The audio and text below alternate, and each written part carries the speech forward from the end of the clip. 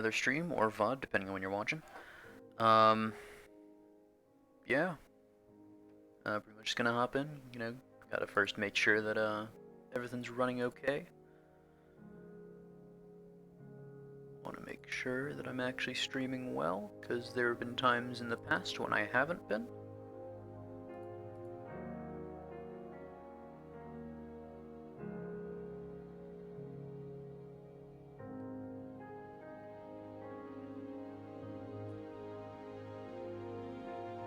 Cool.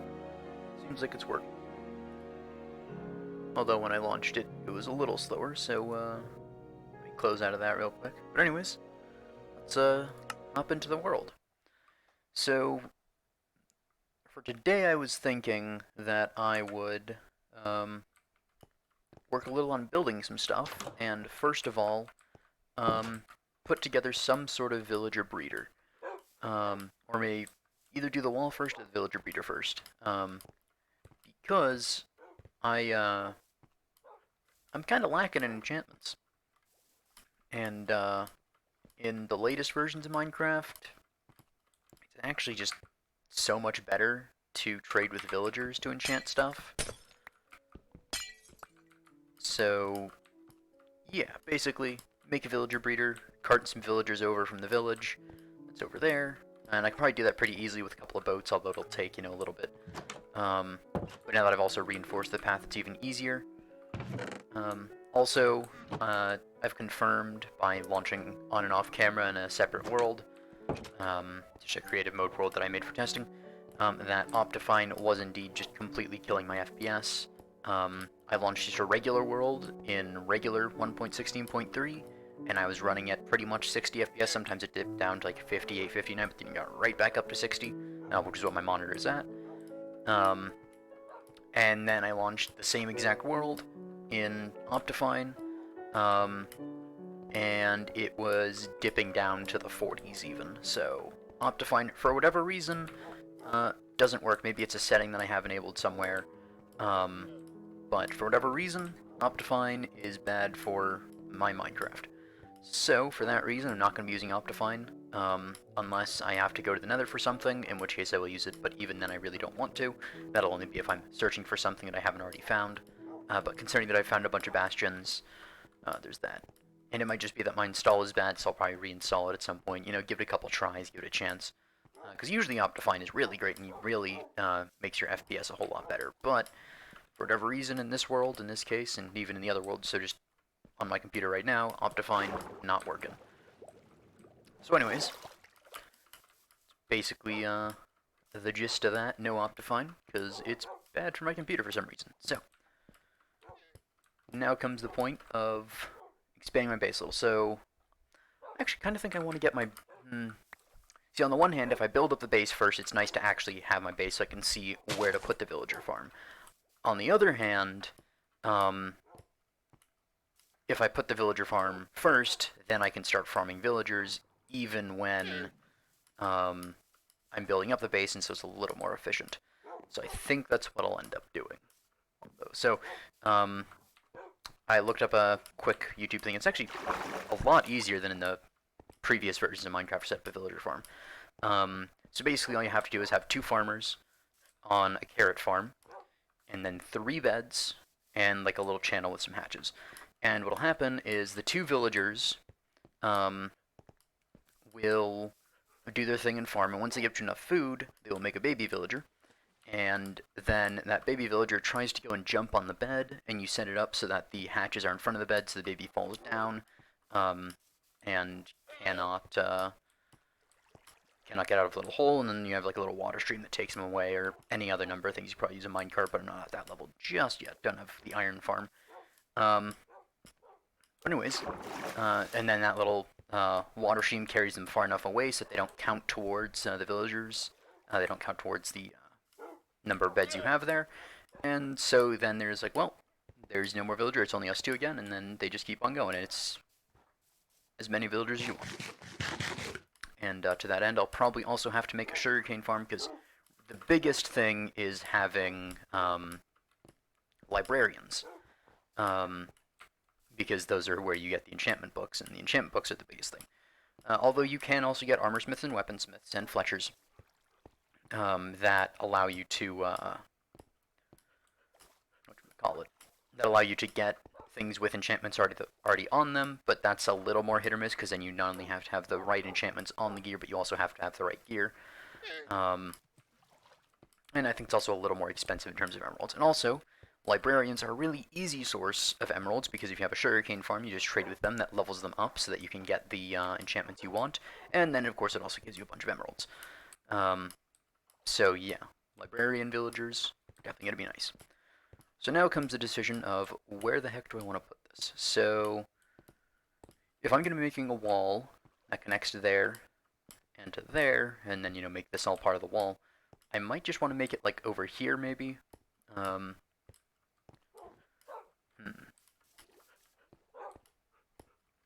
I could make it over here and make a wall sort of like go around here, and then I can almost make like a little village inside the walls or something like that. Actually, I might actually make this like a trading center over here. Um, hmm.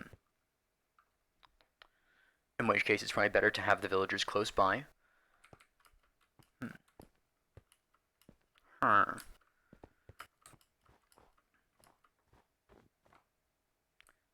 I might just make it inside of this iceberg. And then, of course, that also gives me materials to pave this over with packed ice and uh, make a wall, so that's nice too. Yeah, I'm actually liking this idea the more and more I think about it.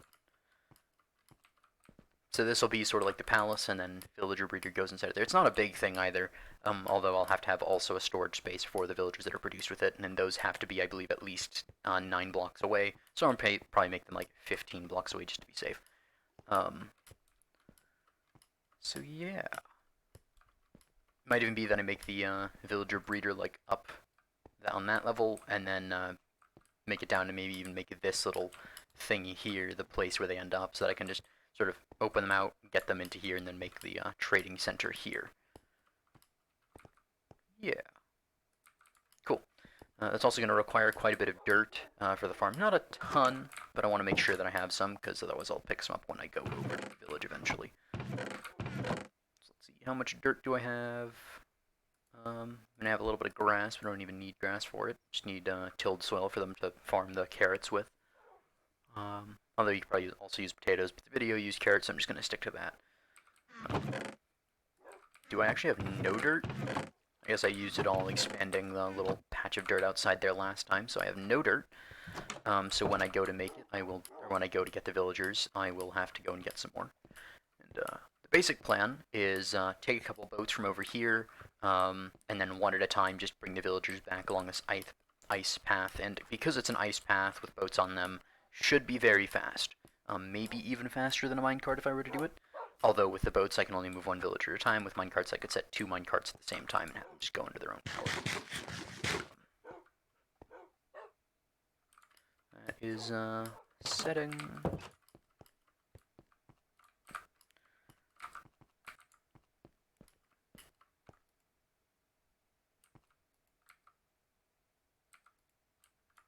Yes, thank you. I realize that I can't sleep during the day.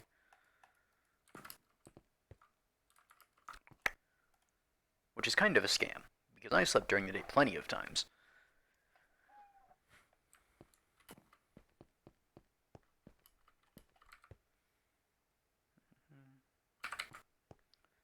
Since I'm not really going to the nether, I don't need the cauldron on me. This is the 3-minute fire resistance, don't need that. I would like to keep a couple potions on me, although I don't need a ton of them, just to save inventory space. So I'll keep 2 of each of those, the golden apples, on me. Although I'm not anticipating needing them, it's nice to have them. And as always, I always over-prepare for stuff, so my inventory is always a little too full, but I'd rather be over-prepared than dead. And I have enough space. It's like, 10 spaces there, 2 spaces there, so. Yep. I'm putting my arrows in here. Alright, I guess I'll just put my arrows in there then. Cool. I have an infinity bow, so it doesn't really matter. I probably want to You're unbreaking. Do I want to just put unbreaking on it? Unbreaking 1. Um,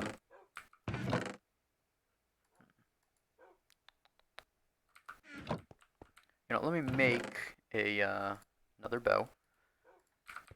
Take it over to the enchanting table, and then see if I can get some unbreaking on it, even if it's unbreaking 2. Because if I get unbreaking 2, then I can just make it a unbreaking 3 with the unbreaking 2 book that I have as well.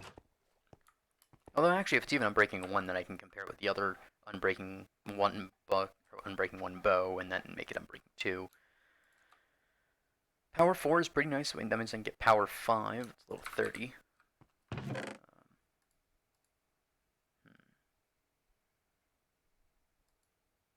Oh, it's unbreaking 3.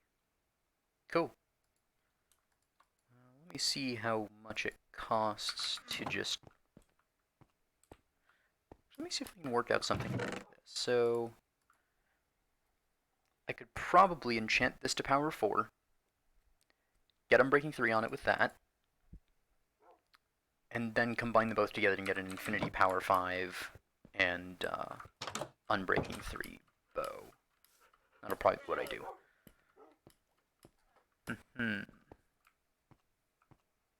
Yeah. Don't think there's anything else for that. Now all that really matters is making this. So, so I'll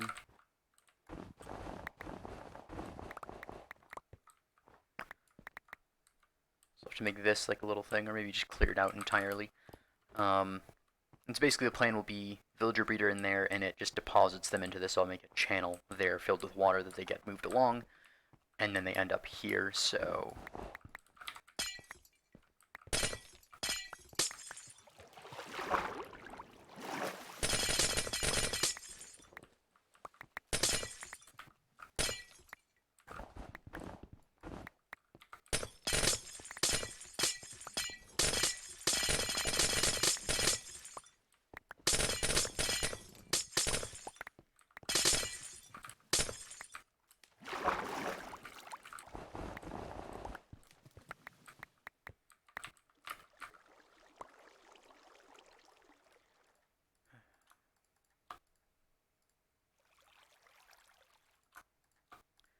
I foresee a massive pain coming from all the stuff sliding over the ice. That's what I get for choosing to live in an ice biome.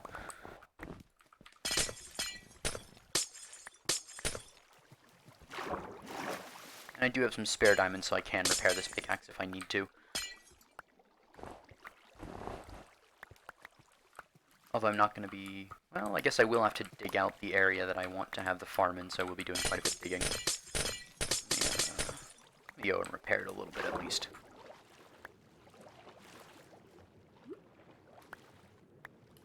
It's so nice to have Depth Strider and Respiration. You can do anything you want in the water once you have those. Oh yeah. Inventory filled up by snow again.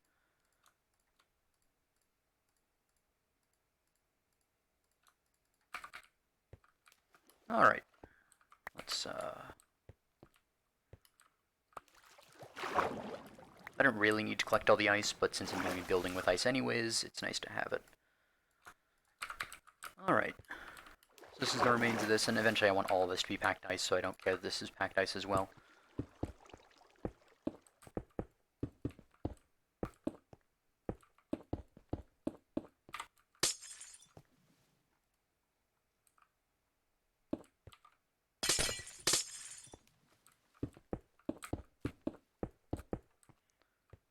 So now, we have to decide sort of like the bulk thing of this. So this will be the pen that they're held in, and then we'll just have to connect it to over here now. I suppose in order to have it so that the villagers coming in only go in and not out, I'll have to make a 1.5 block height here. Which means 1.5 blocks all along, or just 2 blocks is probably even easier, because then I don't have to worry about like waterlogged slabs or any of that stuff. And I'll probably end up using part of this as glass just so that we can see the progress, and so Hmm. Yeah. So the villager chute or shaft, wherever you want to put it, will come in through here, and of course be covered on all sides. And I'll probably do that much of ice, and then get some glass to cover the rest of it. I want to use a lot of glass in this build, although I don't have all that much glass, I don't think. I have one stack. Alright. I don't have some sand. I do have some sand. Cool. So let me get that going.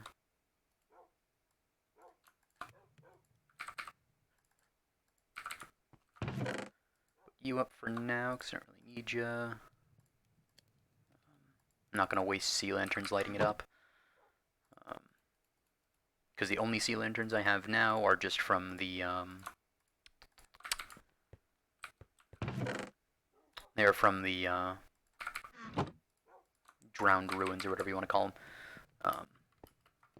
Because sometimes those will spawn with 2 of them, and I've gotten 2 of those ruins, hence having 4 lanterns. But I don't have them on there right now because I don't want to use them right now. So anyways, let's make this room nice and square, although... yeah, square should work. And we'll make the back just out of ice.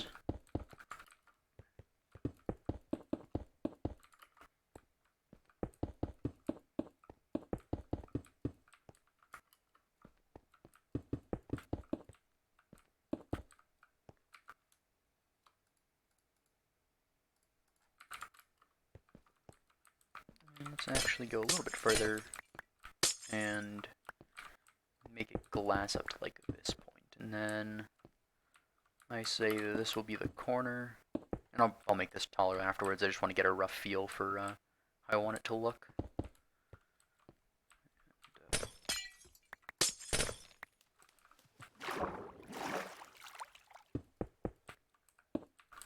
Right, that line's up there. Cool.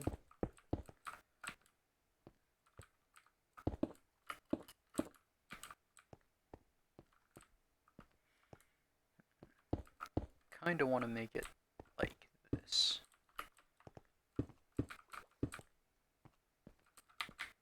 And I'll have to, again, don't want any villagers escaping when ice melts, so all packed ice. Actually, the floor should probably be made of something else, otherwise it'll get really annoying with all the villagers sliding around. So, let's go ahead and probably just get some wood. Maybe even some stone slabs.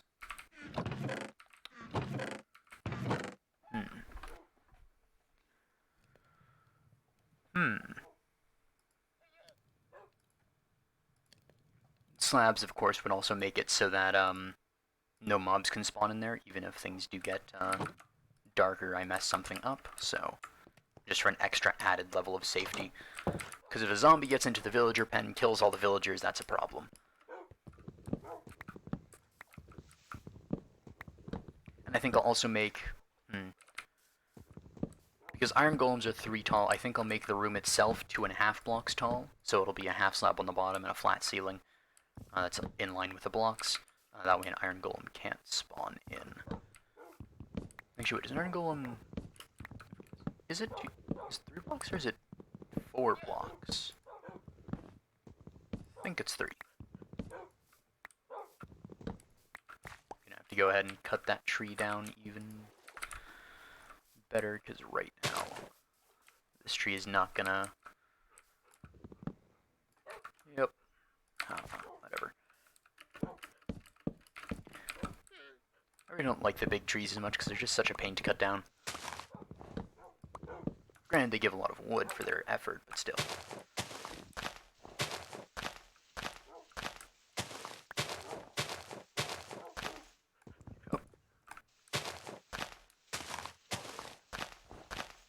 If it was just a trunk, it wouldn't matter too much, but because it has like the branches of it, you have to dig through all the leaves, and it takes so much longer to cut them down.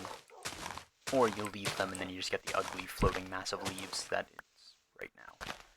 There's definitely some more somewhere, but it's also getting nighttime, so...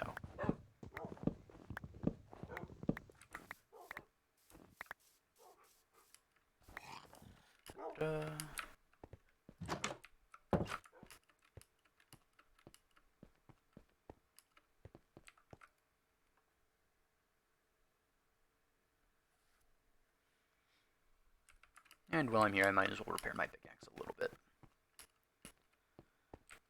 Hopefully I don't have to repair it to max, because by the time it needs to be repaired again, I'll have mending, so. Of course, getting more glass is nice. Oh yeah, repairing. Nope, not you, but you. Yeah, I can bear that. Good enough for me. And ironically, I don't actually know if I even want a higher level of efficiency on this pickaxe, because if it was efficiency 5, it'd be even harder to mine just the amount of ice that I need. Because, like, already with this efficiency 3, I've been, like, insta-mining the ice. Well, I guess you can only insta-mine, and then, it doesn't get faster than insta-mining. So we'll see. And this should be enough, wood.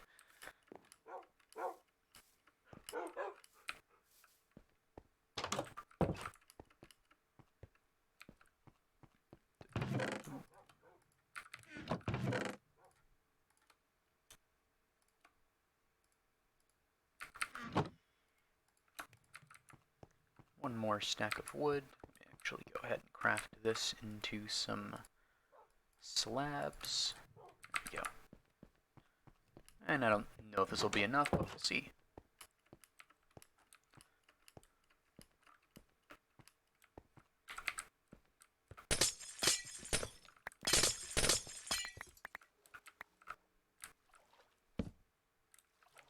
Right, waterlogging. Don't need you. So let's go ahead and just do that.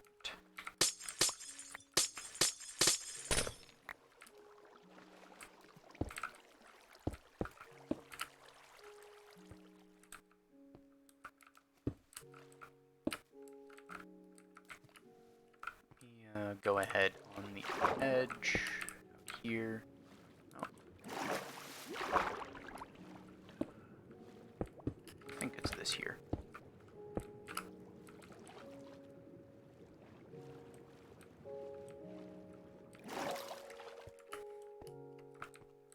Now we actually need to do a little bit more. Oh, that's regular ice there, I see. Alright.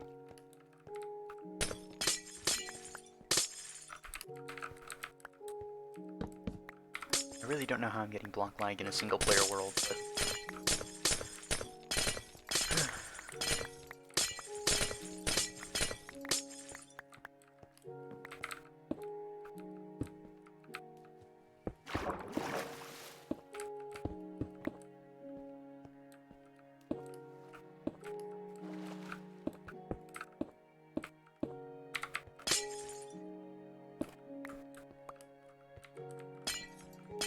but I'm going to go ahead and replace these edges with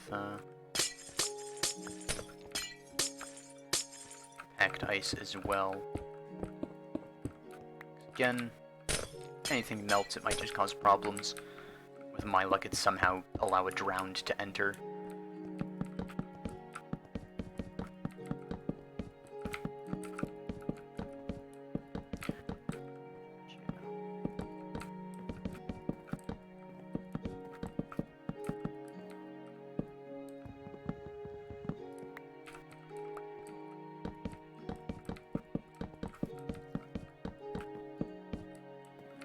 Cool. And then let's get the ice, or the glass back out. Let me just actually seal that up. I'll make a door at a later date.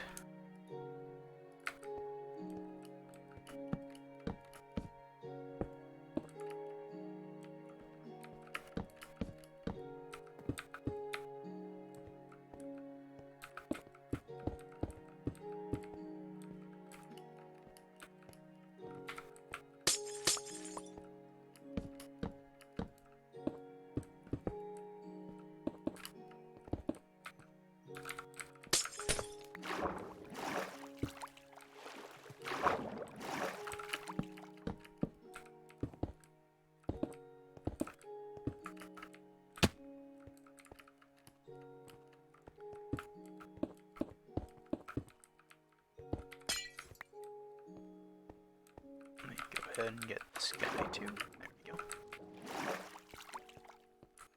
And there we go, the end point for our villager farm.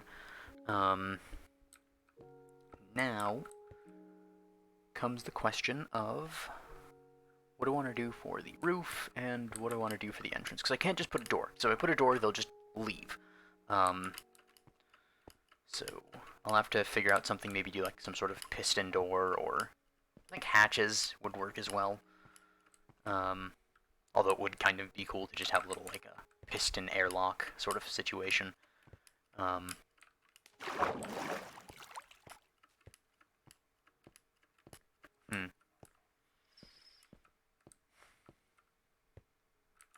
Yeah, that might actually be what I do, is a sort of an airlock where you press a button and then it causes one side to open, one side to close, and then when the button ends, they switch positions.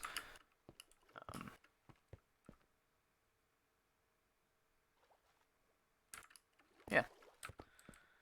Anyways. Now comes the challenging part. Well, not the challenging part. I don't think there's any part of this that's really challenging. Now comes the part where we have to do a little bit more work, because now we actually have to make the farm that it will come through.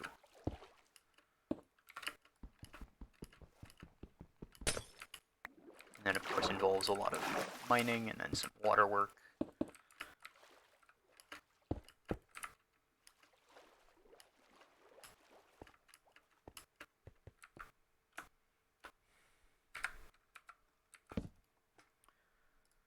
Let's go ahead and make some ladders to get up here.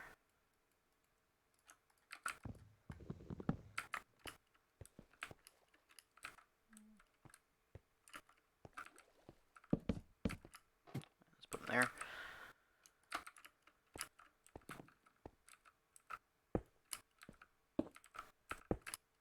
I actually kind of want the rest of this to just be on this level. I said I would make it 3 tall so iron golems can't spawn, but it should be fine.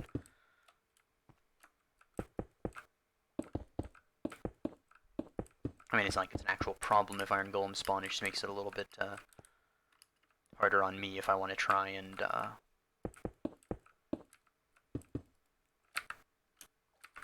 move them around and accidentally hit them or something. Because I have to deal with a angry guy. Okay. So, yes.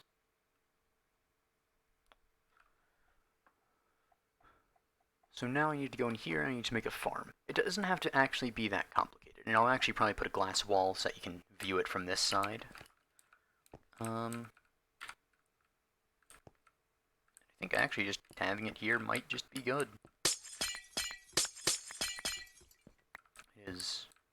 Should be suitably far away. How many blocks is this? 1, 2, 3, 4, 7, so 7 blocks away there.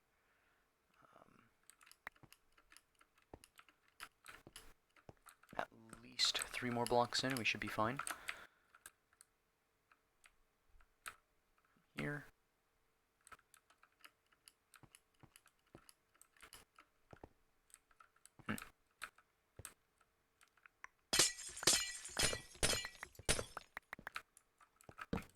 So what I might do is actually just have it be that this is, so one exterior wall, I guess probably the exterior window of the place, and so I'll have a farm that you can look into here.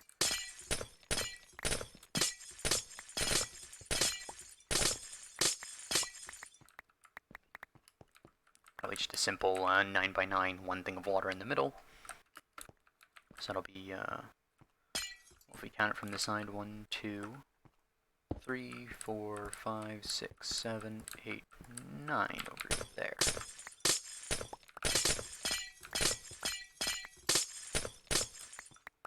And of course,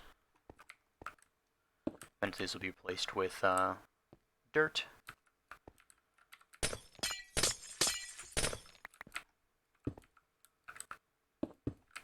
Actually, double check this.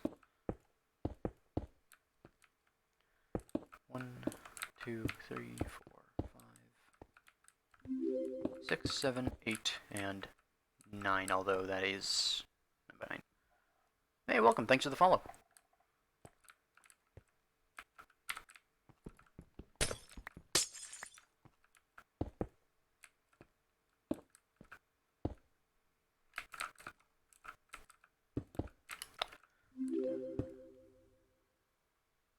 Thanks for the follow. Thanks, I'll probably be streaming tomorrow, if you can want to catch me there, or I'll be streaming for a while, so... yeah. Hello as well. If y'all have any questions, by the way, or I guess, Blondie left, but, Mysterious, if you have any questions, you're welcome to ask them. I try to keep a chatting stream, although kind of been focused, not really focused on the work, but if y'all have any questions or comments about the world, I do actually read the chat.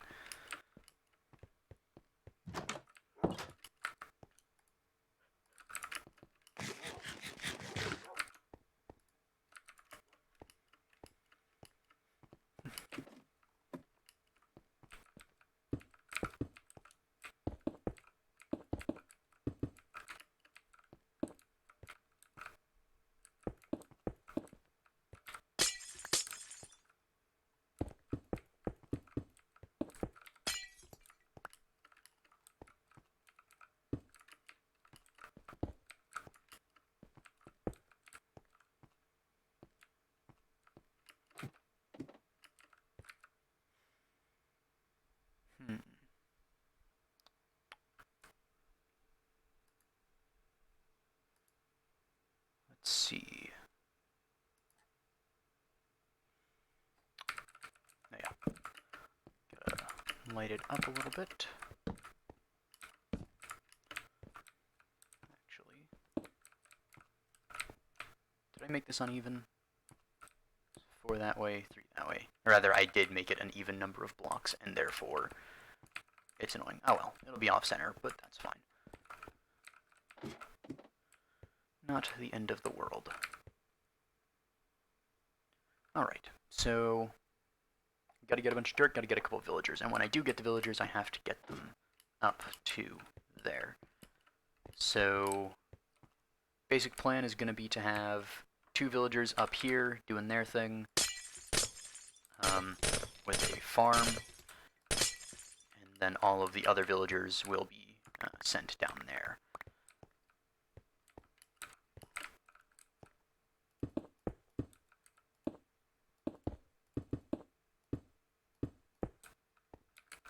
Cool.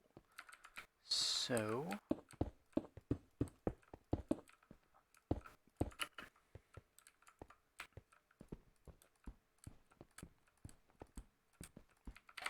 perfect.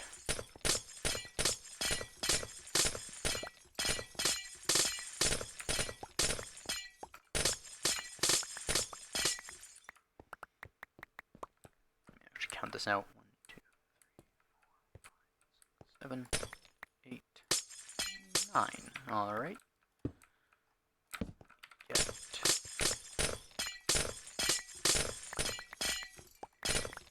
so, all of this will be a farm.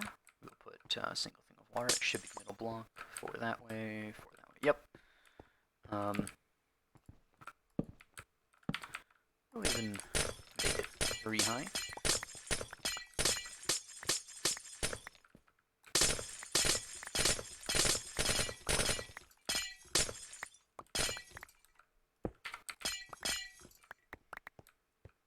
I think over the water we'll make it go down 1 block and put a little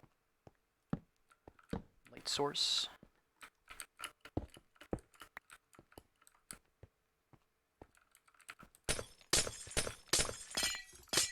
We can give them 2 windows. We will be generous overlords.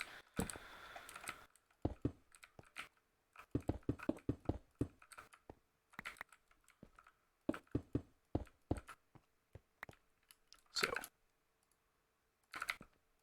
water, cover it up so it doesn't freeze. Water will not freeze so long as it is doesn't have access to sunlight has a block over it, so I guess this is enough, but it's also nice to just not have the water things. They won't get stuck in it. They will path around this because they can't get over it. And then, over on this side, farthest away, we will put 5 beds down. Little things, so I get 1, 2 from each side, I think.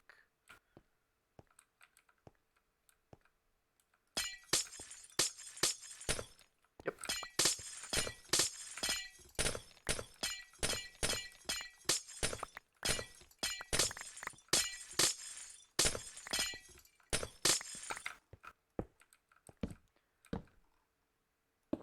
Actually, I don't want to place that down. I want this to be pretty high here. And this is where all of the villager beds will go. And this should allow for 5 beds to be placed here, barricade here. Actually, I think I even have extra room. I don't even need this. And then we'll put a water chute down here that they will fall into and not be able to get out of, and that will navigate over to here. This one, so we want to have it navigate, oh, just in line there. Cool. I don't know the Y value, so we'll just have to deal with it.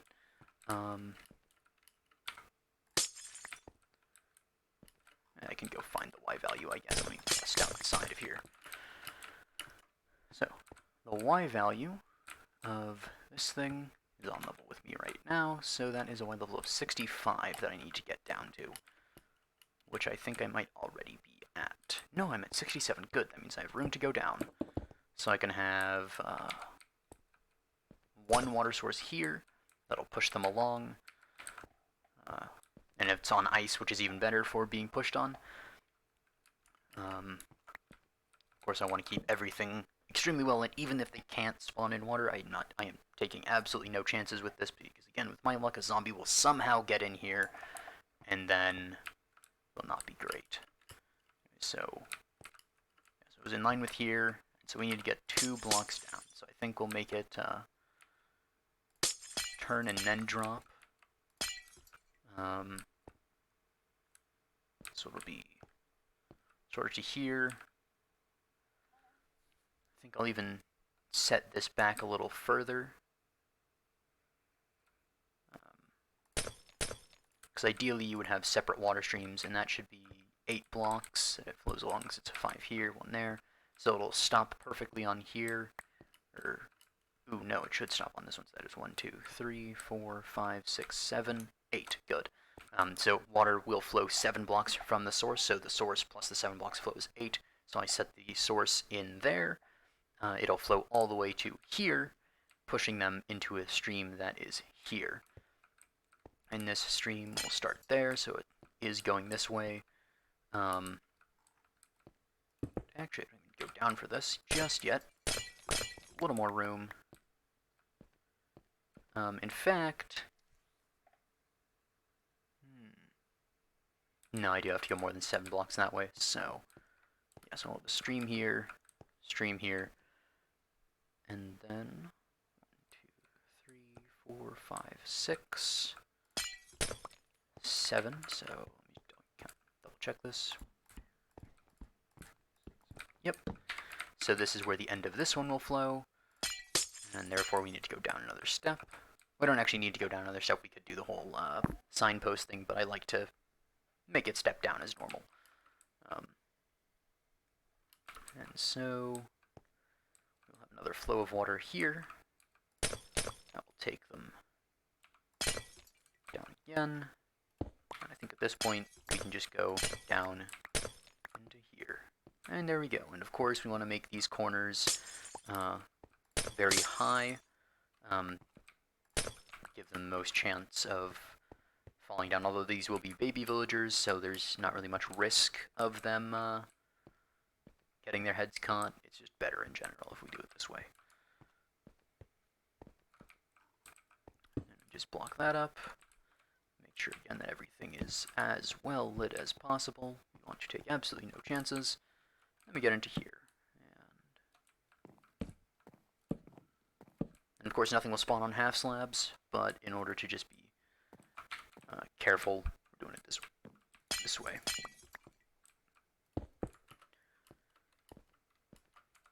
Cool. So now, water buckets, dirt. Dirt, ironically, being one of the most difficult things for me to get. And also, I want to use a couple of doors. Put some ice away, because I have way too much ice. 2 doors.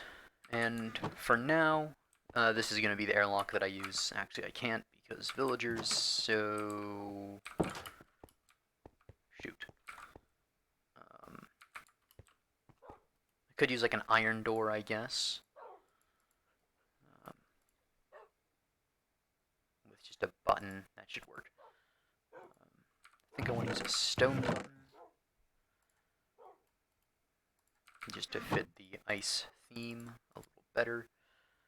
Put the doors away. And the wood slab away. The odd wood plank and logs. It ain't perfect. That's okay. So it is becoming nighttime, so we're going to take a rest.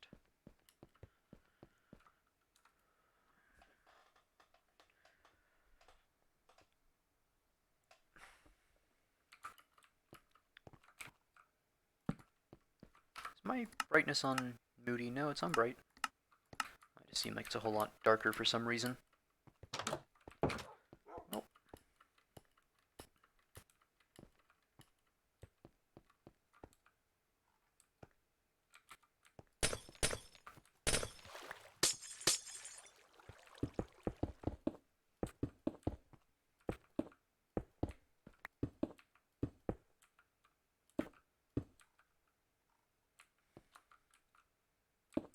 Might make a maintenance hatch there later on at some point, but for now, we're just going to do this.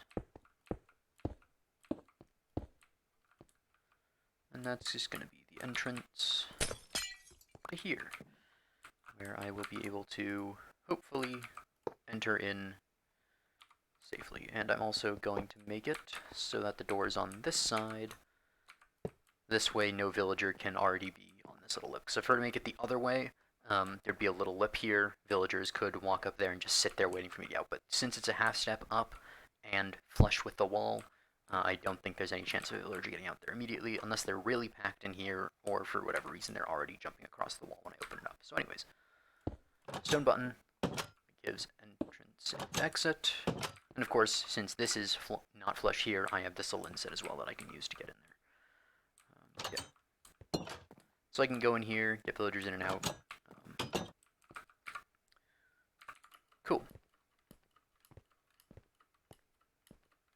So now comes 2 parts. Getting a couple of villagers, farmer villagers preferably, which means I need a couple of composters as well.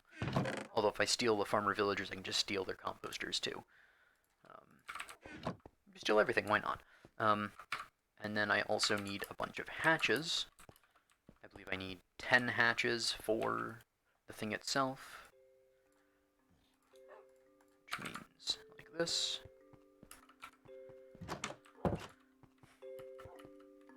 Now this is a thing on YouTube that I found. This is not my own design, of course. But if anybody is curious about what design I'm using, then I can find it somewhere. Let me get that one so it makes a nice infinite source. I actually looked it up on my phone, not on my computer. So if anybody wants it, I can go ahead and like look for it again. Yeah. I guess it doesn't matter if I go through glass since I have Silk Touch. It's one of the nice things about it. And for now, let's just make ourselves a nice little infinite water source. And I'm gonna have to like go around and do a couple of circles because I didn't make a way back up. Yep, cool. That's probably easier to just dig in here.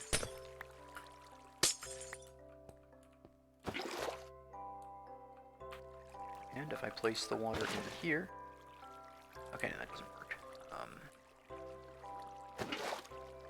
Seen that one coming? Alright, well, in that case, just have to take it one block lower. Or, actually, you know what? Let's just save us some time. Let's do it this way. Oh, nope, not like that. Let's, actually... Rather than doing it this way, we'll just start it here, so it has the extra distance, and then we don't even really have to go down. We can wait until here to go down, and get that extra block or two of space.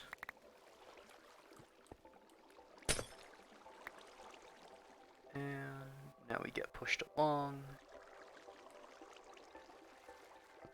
Cool. The only thing is now here we will need to have another source. Okay, so... I mean, I can make this one block taller, I think. Should be able to. Which means I can make all this one block taller and done that way. Because the alternative, I mean, it's not that bad. It's just, making, like, a sign, and then having that block the water.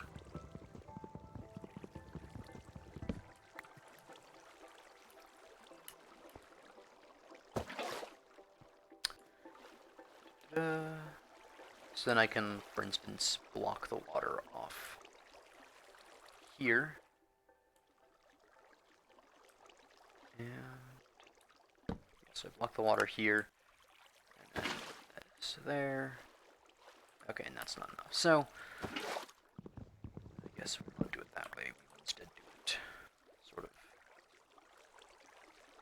So I need to get an extra 3 blocks from here, so... So this final water source has to be here. So you block it off here. And do this, I think, is how you do it. And then you put another sign here.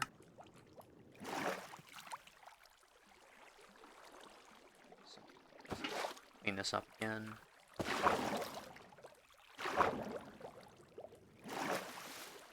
Perfect. And that should push all of the villagers that come from this farm into... Of course, I can resistance, I have Depth Strider on, but if I take the Depth Strider off, it becomes much harder to go against the flow. Although not impossible, but again, they shouldn't have any reason to go any particular direction, so should be fine. And of course, all this will be replaced with dirt anyways.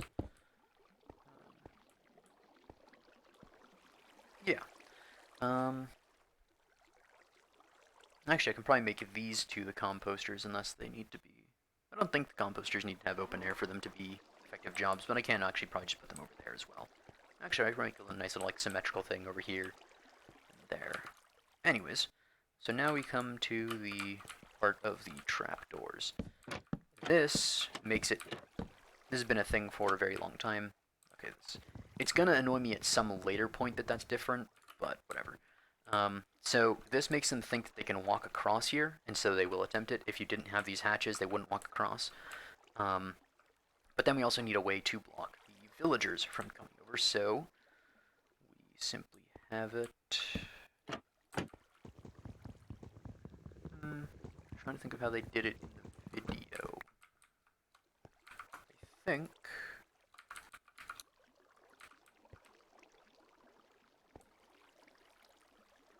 whatever. We will just do it this way. And actually, we'll do it with ice, just to fit the theme.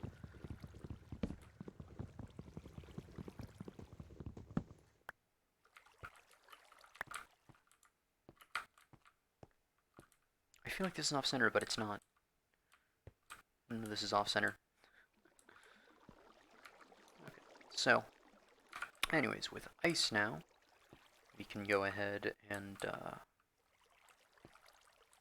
this off such that things will not go through. I kind of want to get some of my glass and make this glass, but yeah. But anyways, next up we're going to have to put 5 beds down. We actually only need 3, but 5 is just for insurance.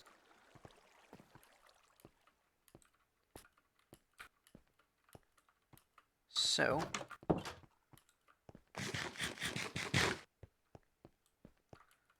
much wool do I have? I have 8 white wool. Is that all the wool I have? Throughout the rest? Yep. Oh well. That means that I need 15 wool. So I need 7 wool, so I have just enough string actually. Da-doop.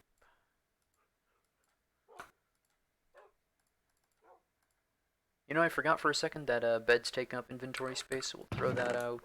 You up. Don't actually need 10 trapdoors, we only needed 5 really. And then we can put you up. And now we go ahead and put some beds down. And you know what, I'm also going to get another iron door and a couple of buttons so I can get into the other farm easily.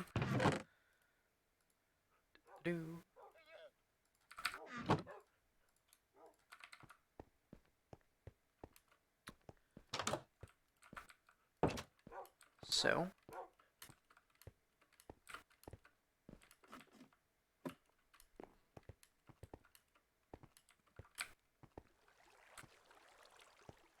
probably going to do a little maintenance installing access there because I don't want to interrupt the glass. So I just have to put these here.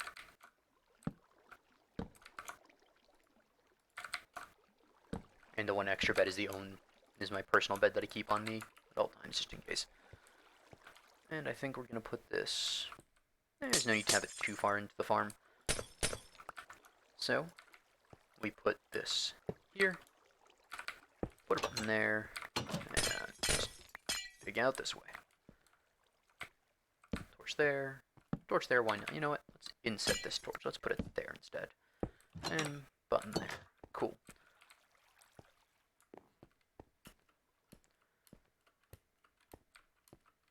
And we sleep again, and the farm right now is pretty much ready.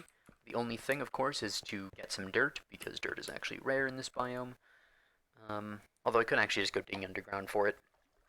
You know, yeah, let's do it that way. Rather than going over to there and digging out where I already have, let's actually get the farm completely prepared. That way when I bring the villagers over, I don't have to do anything first.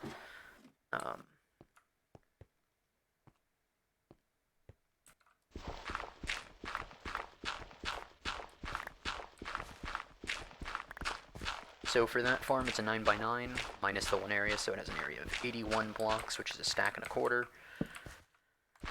That's how much we need, although it is always nice to get more, since I always need dirt.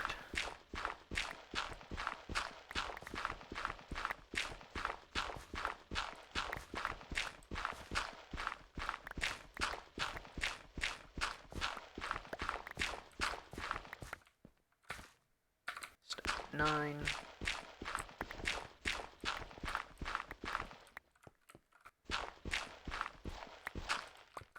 I want to keep this here just to have it there.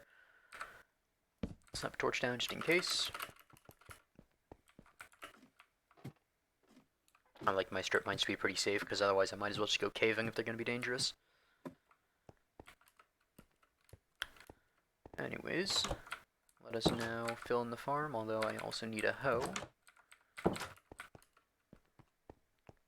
Do I have any previous hoe? Nope.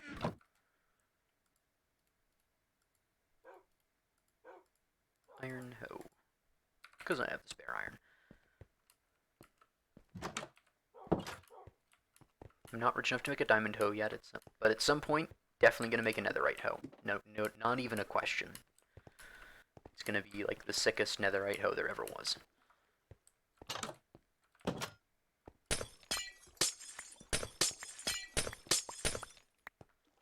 And I'm going to have to replace all of these trapdoors.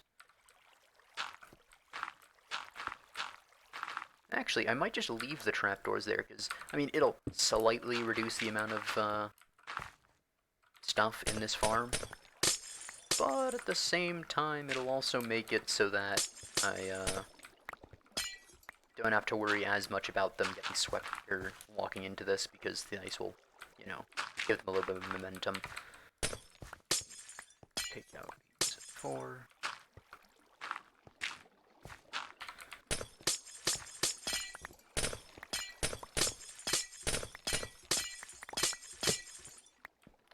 Yes, of course. And again, same story as last time, having the door set flush with the wall means that there is less of a chance of them escaping.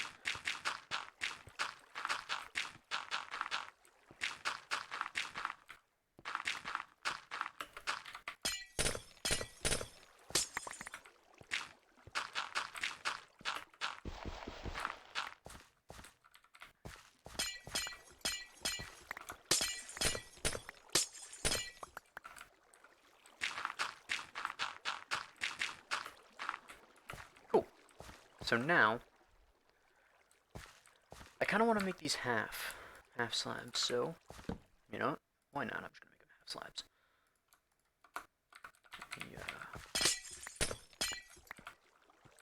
Because an adult villager still can't get under half slabs, but a baby villager can, and a baby villager will just fall down. Let me also just make sure that they'll fall down and not somehow get across by putting some half slabs down. And also, they have 2 blocks above. Yes, they do. Cool. So, yeah.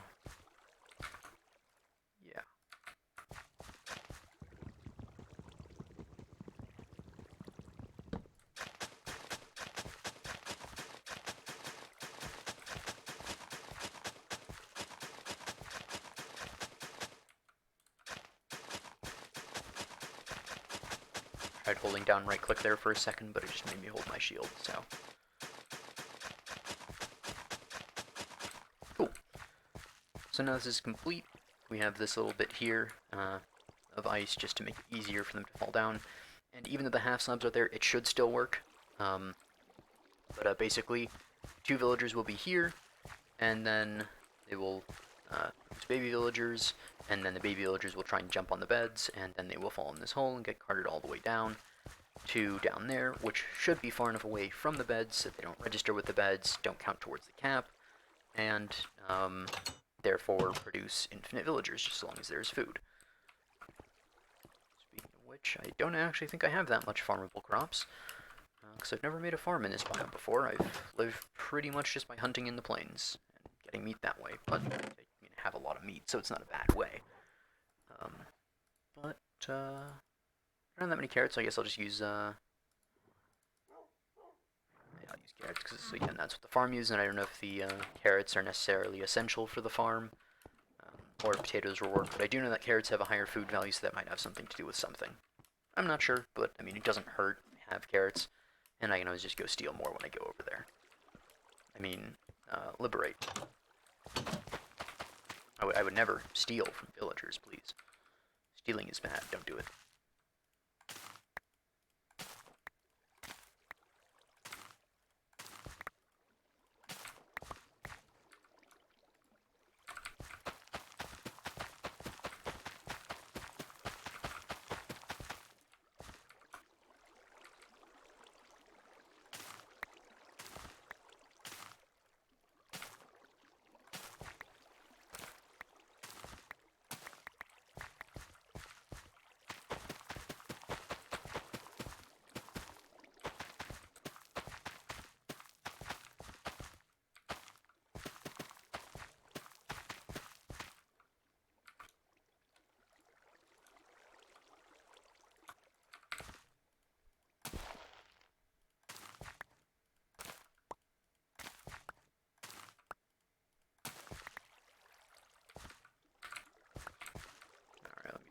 And that, so I'm probably going to need to use all of the bones. Oh well.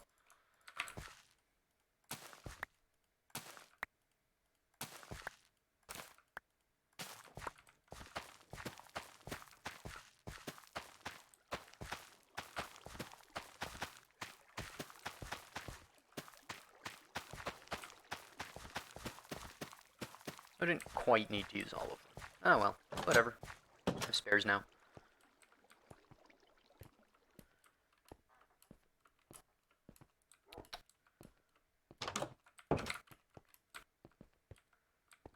I should probably also design a way for the villagers to actually get into that farm, because right now there isn't.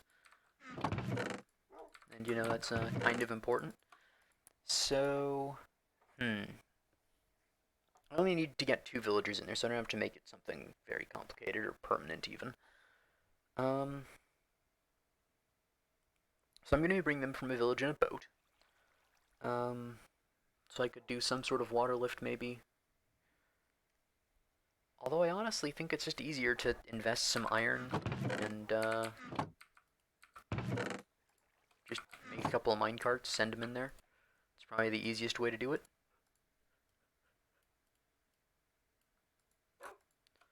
Just pushing them along a rail. So I'll probably make it... Okay, come on, I didn't click there. Whatever. Cool. So the way this will go is I'll cart them in a boat, one at a time. So I guess I actually didn't need to make 2 minecarts. Whatever. And I'll cart them, I guess just over to here. And then I just push them uphill. And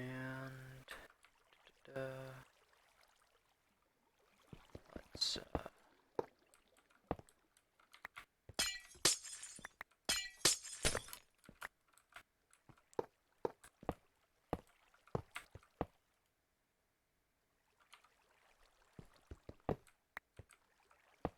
I'll keep them in minecarts for now, and then yeah, cool. So basically, we boat them over to here. Set down a minecart. Actually, we'll make this even 1 block lower.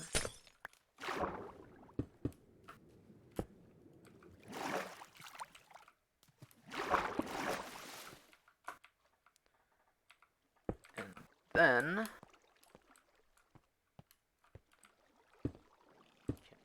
boat them into here and slap them immediately in a minecart. Let me actually get this one lower too, because it is easier if the first bit is flat. I can do.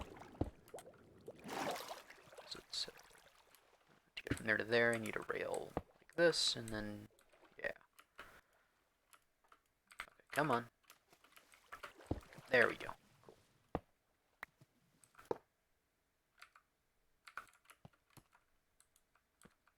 Did I lose a rail somewhere? I did lose a rail somewhere.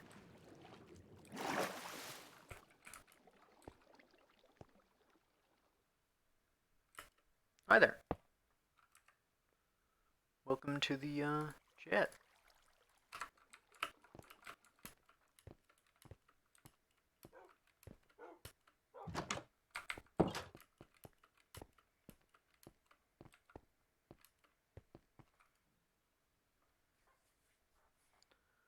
Didn't see you there first.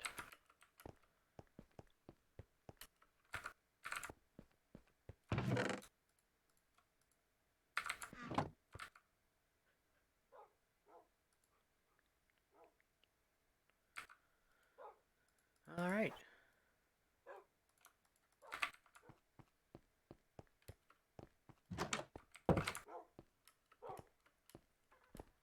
So basically the plan is go to the village, bring your villager back in a boat, and then get that villager in a minecart, drive the minecart into the farm, leave them there temporarily, go back, get another villager, do the whole thing, and then once they're both in the farm, place down the iron door, break all the tracks, break all the minecarts, and then it'll should be activated.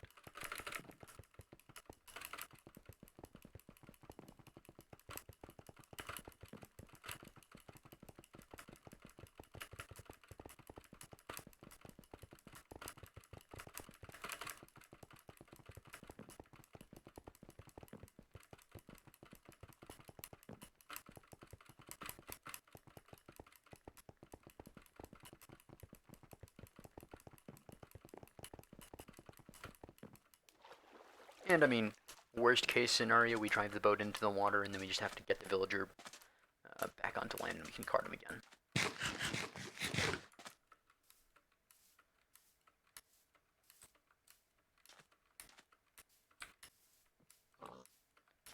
The real question now is, where are all the villagers? Because because if they've been killed by zombies and despawned, that is going to be very tragic. 2 farmer villagers for this, so...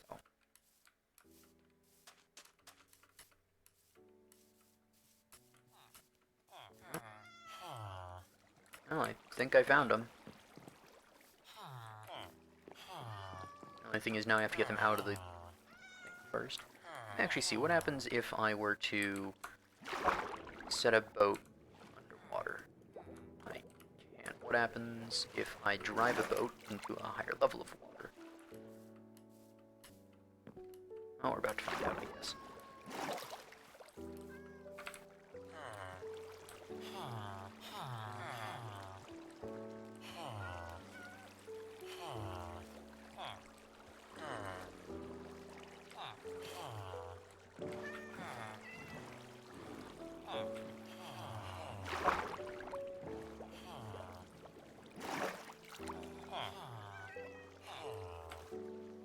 Darn it. So I will have to get them out of the hole first. Where is the... what? Did the villagers just disappear?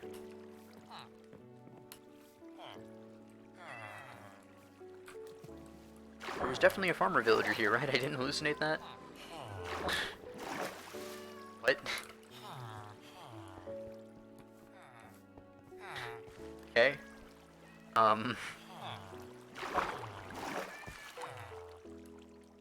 Huh? Zombie villager drones. That's not good. I guess I'll just have to settle for a regular villager and then make them a farmer later.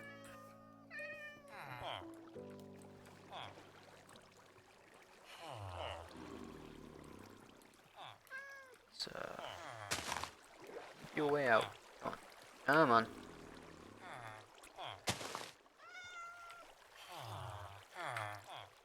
Let me get you away out of here.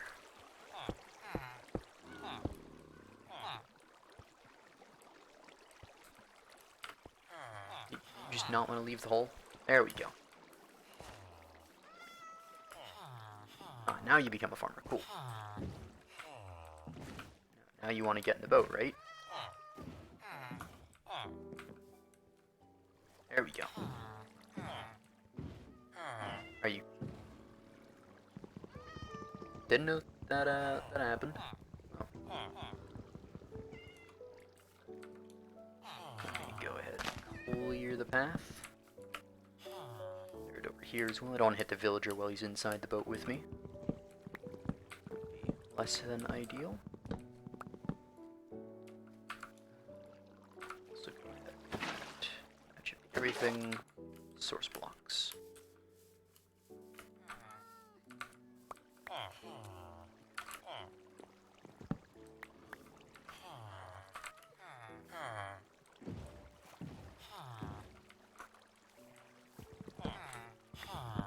Really didn't want to go through there. There we go. No, wait, no, but if I move it to there, then I can't move on to the ice path, and the ice path is faster than the water. So far as I know, anyways, so... make a temporary sacrifice for the long-term betterment.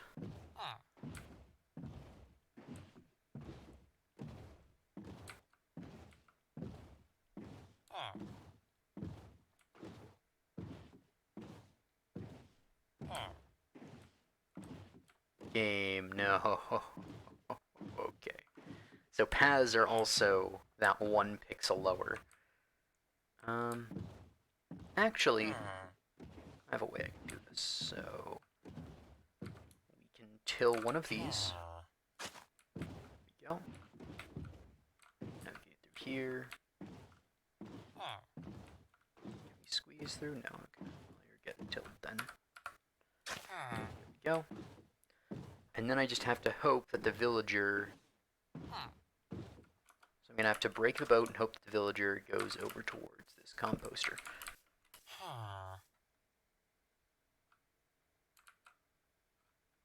Bring up the hitboxes so I don't hit him. Yep, and now he becomes this, and now I place the boat to trap him again, bring the composter.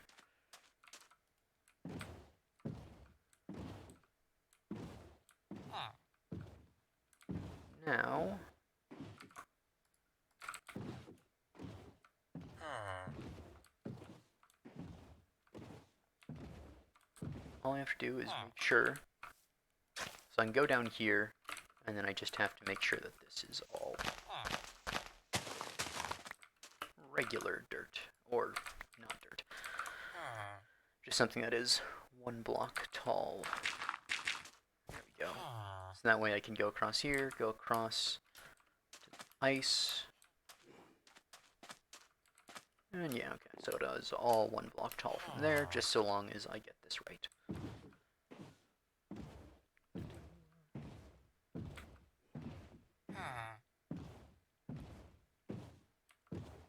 And then of course it'll be rather difficult to stay on this single wide bridge. I should have probably made it 2 blocks wide, but yeah, it's good enough for running, and I didn't think I'd be doing this. What was that in the water there? Is that a...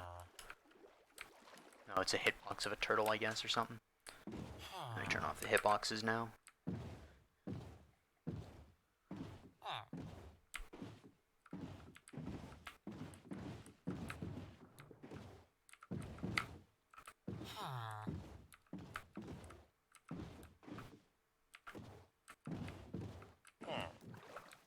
Darn it. Oh well.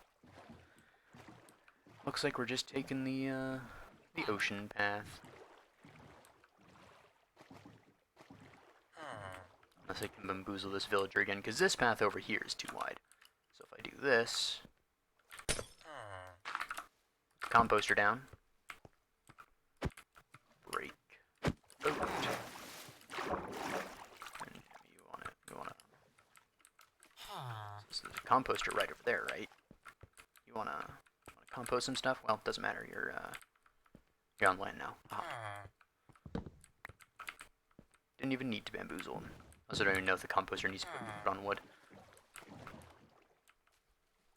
Okay.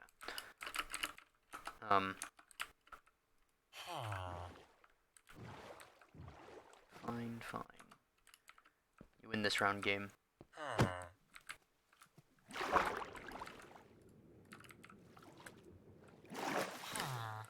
up there, right? There you go. Boat.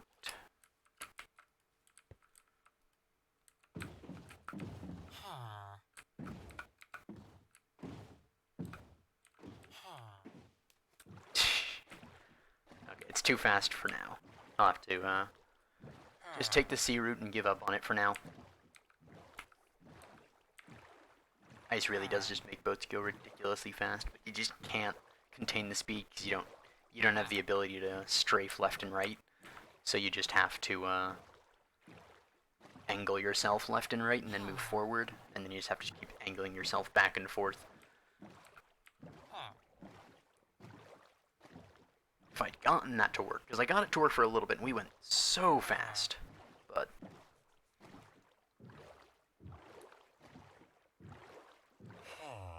Am I gonna sleep before even doing anything with this villager? In fact, I might just leave him on the docks and not even put him in the minecart just yet.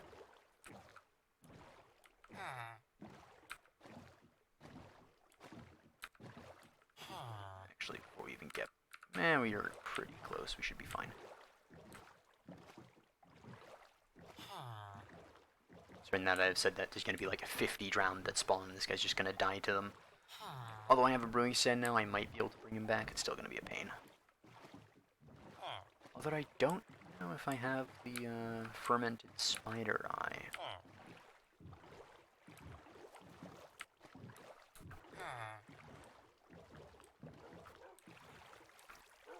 Yes, that works. Shove that boat out of the way to get the next boat in.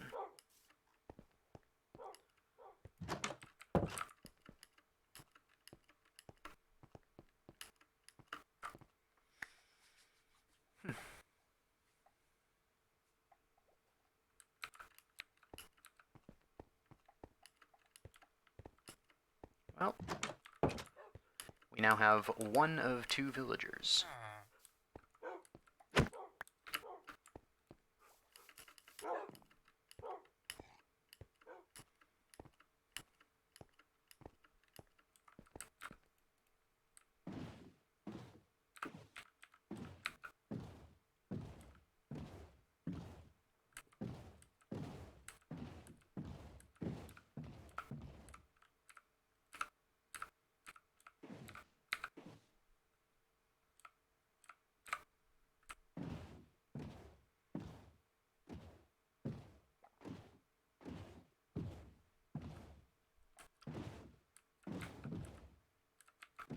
is quite the balancing act.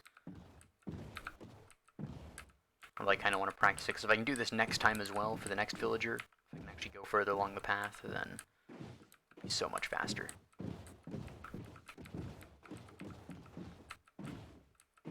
I think ideally it'd be a straight path about 3 blocks wide, and then you can get away with this pretty easily.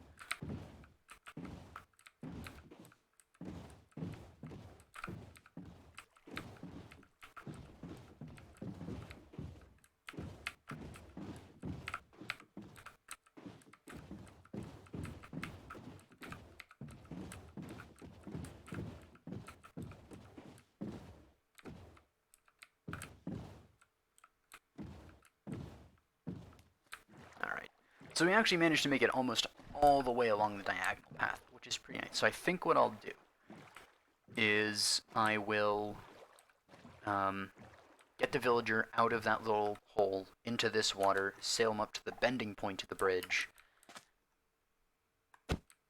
and then take him from there, rather than trying to get up the bridge at the beginning and navigating through the village, because that's just not something that works very well.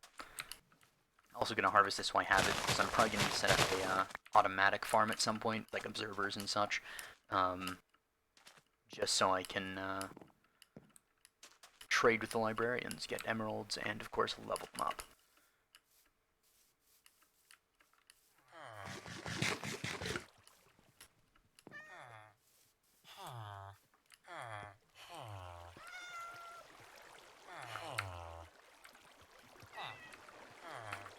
Now,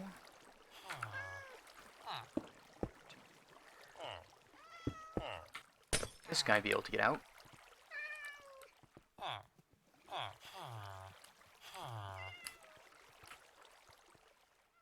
Why are you glowing?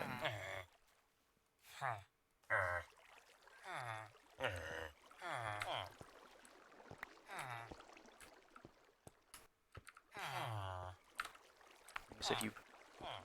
Yeah, I mean, yeah, sure, cool. Okay, candidate chosen. And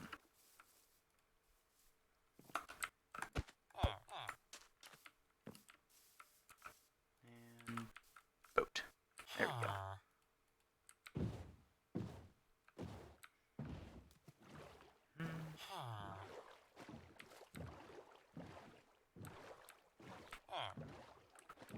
There we go.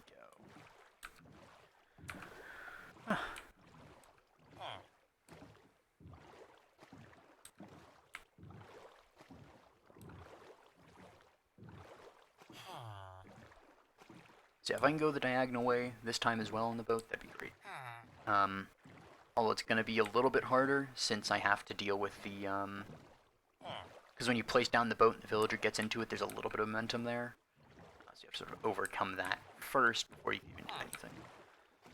So let's just go over this side where there's a lot of room so I can get a nice run up to it. Turn the boat around. Pick it up. This way he is as close to the land as possible. I can sort of just get him up here. Come up there. Go. Hey, nope. No, it's probably because it is the 3 blocks tall thing. Or 2 blocks tall with the hatch on top. There we go. So now boat. And the trial.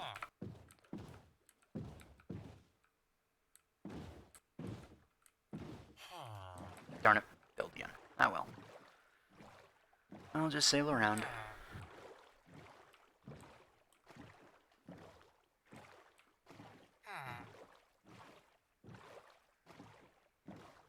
It's a much shorter distance diagonally, and I also get the whole super speed boat thing, but if it's going to be so hard to stay on with a villager, then, what can you do? If I practiced a lot, I could probably get it, but, you know, do I want to spend, like, an hour practicing how to keep a boat straight on an ice path, or, like, 2 minutes just sailing a slightly slower direction? I mean, boats themselves are already pretty fast, so...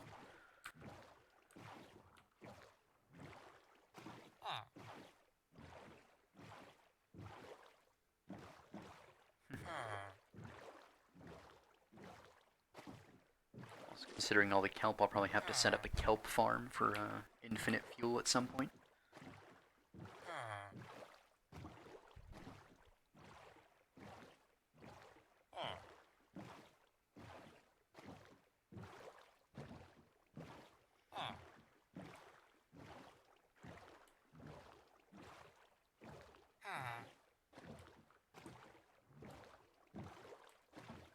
Alright.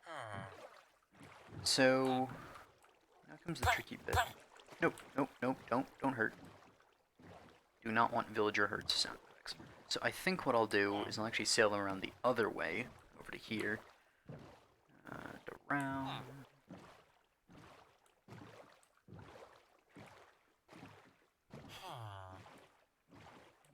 Here,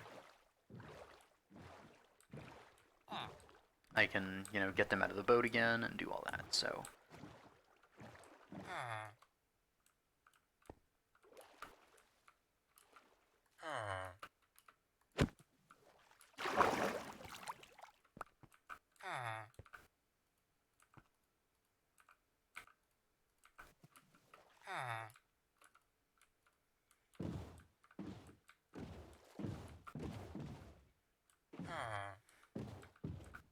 It's just so difficult to control these boats on ice. Now what we do is minecart. And give him one way to go. I don't know why this is here. Alright. Oh, whoops, did not mean to do that.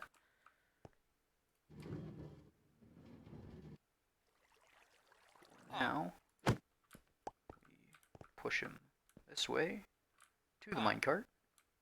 Come on. Come on. You're almost there.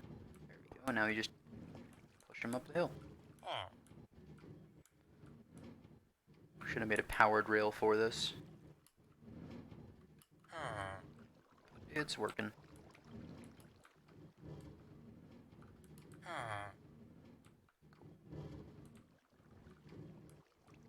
I'm just holding shift so I don't get knocked back too much.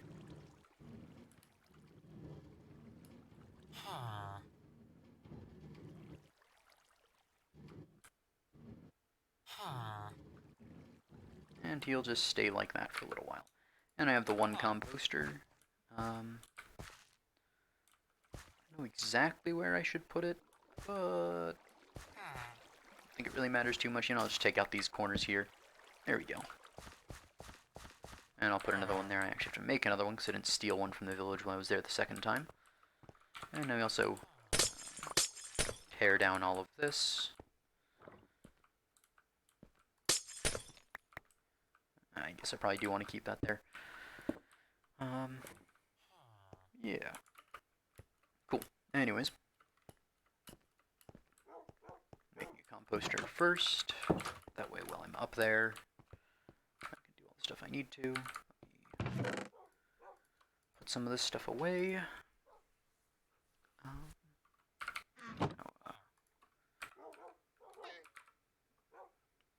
Composter. Slabs. Okay, cool. I can do that. Yep.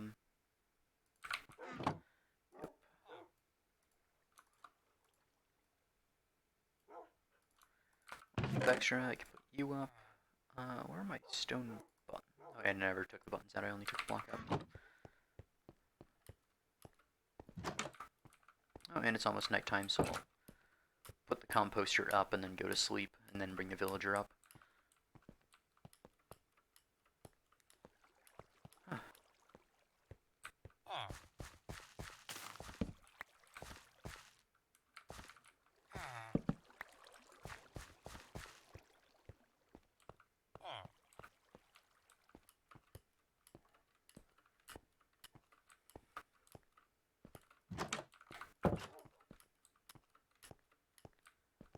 Alright. We are very, very close to being complete on this project.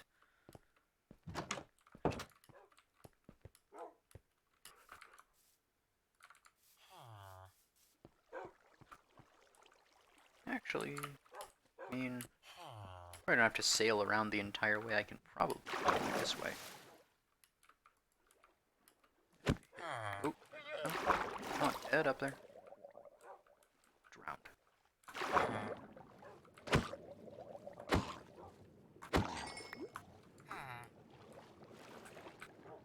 Yeah, just get up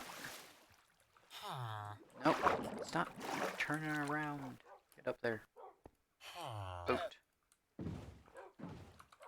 There we go. Go over this way slowly, and then we go over the ice, and I think this is much faster than going all the way around there. And then we still have to do the same exact thing of getting in and out of the boat in order to move them that way. Fast. Cool. Nope.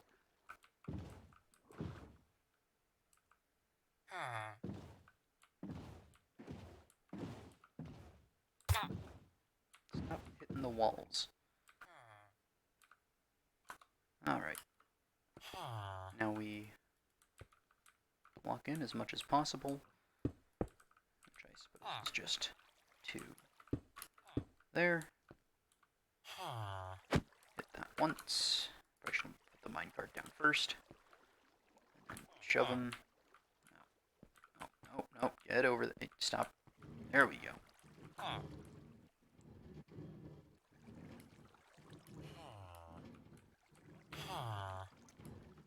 Cool. I think jumping helps it go a lot faster, because if I jump too much, I'll get knocked back too much, and then I might just end up having to go back to the beginning.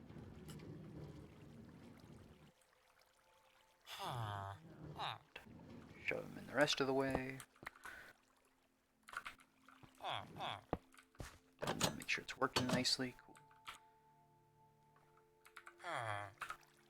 I do not want to have... I don't want to hit the villagers, so I'm bringing this up so I hit only the... And yes, 2 farmers. And you know what, let me throw you some carrots. Wheat and beets. Bread.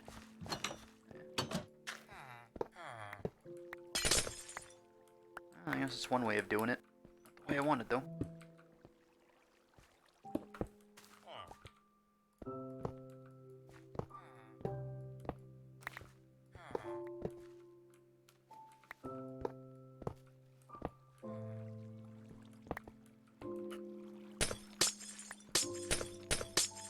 So now what should happen is those guys will farm, and then once they get a high enough surplus of food, then... Is that a guardian? No, it's a squid. Anyways, once they have enough food, then a baby villager will spawn, and then it will try to navigate to the beds, fall down the hole, and be swept all the way over here.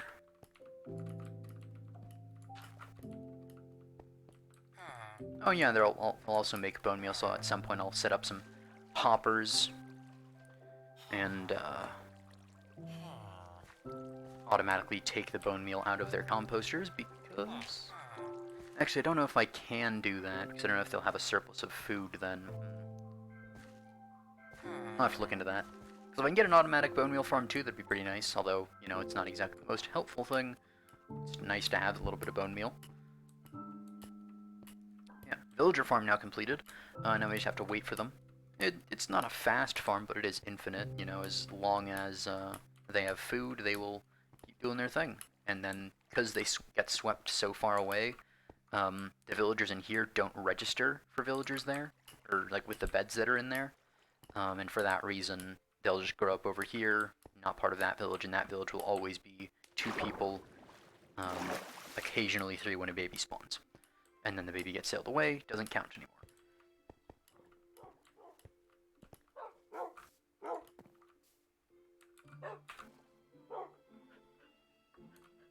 Yeah. This is,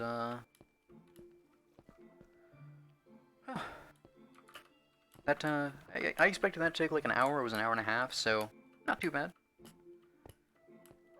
Now, though, we get to start on the next project, which, so I did take my other minecarts, and I have both minecarts, nice. The next project was making the wall and getting the place lit up a little bit. So, that in mind, let me actually turn that to that. So, gonna be a nice wall, of course, we live in a nice place. Gonna also need a lot of dirt because I want to have a nice, nice little area inside of the walls. I don't think I'll make the entire area inside the walls out of dirt, but I do want a large amount of the area inside the walls to be out of dirt. So, just keep going through our dirt reserves. I'll keep like the basic form of the mine shaft in dirt. But aside from that, more dirt.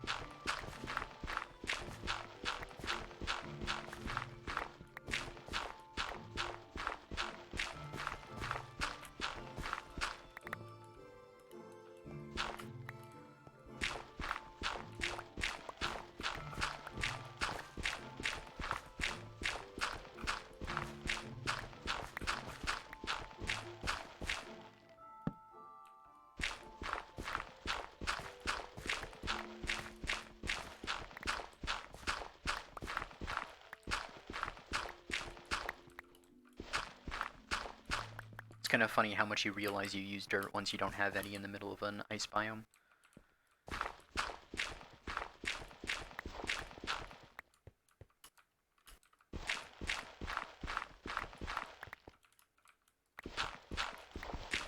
I was originally going to keep all of the dirt, but then I decided that, Do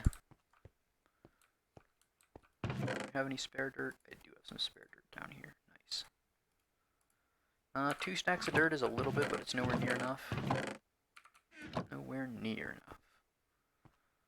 And I don't know if I have any dirt down here. Some coal. Dirt. Not that it'll be too much, because we're at bedrock level now. But, it's a little bit. Every little bit counts. I'm not going to bother trying to get that.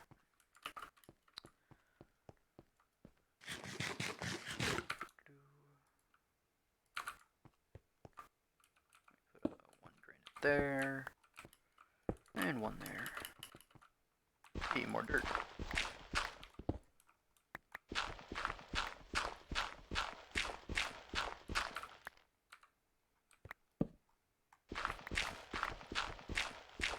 Also a lot of gravel down here, so when I get to concrete powder, I think that takes gravel. I think it's gravel, sand, and clay or something. Just gravel and sand. Hey. Gold. Not that I need gold, but I'll take it.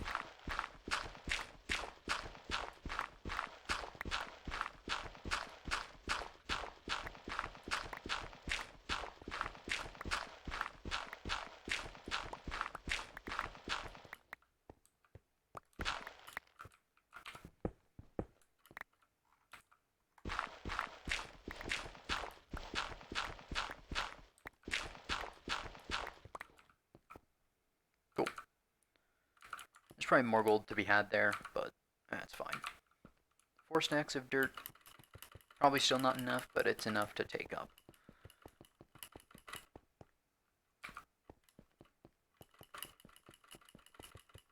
And you know what the heck. I'll take this much.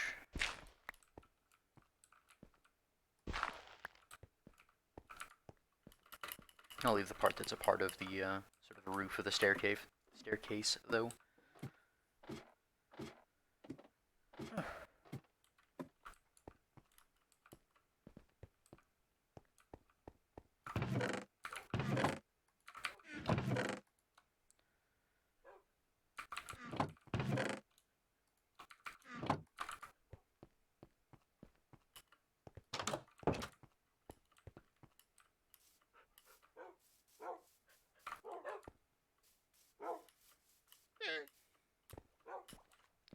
Basically, most of this area is going to be turned into dirt. I'll probably put like a gravel path or something, maybe cobblestone down here to the market, which will eventually be there.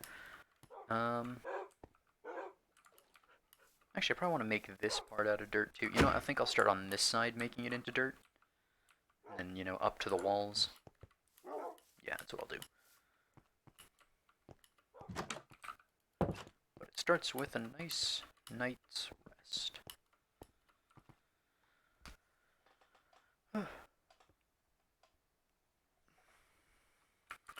I'm always paranoid that that bug from like, I don't know, 1.5 or whenever when they first added beds, maybe it was 1.3, when it used to be that a random mob would just sometimes spawn near you if you slept in a bed.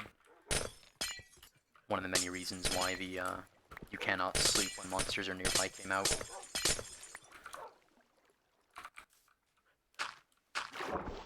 That's not what I'm gonna do.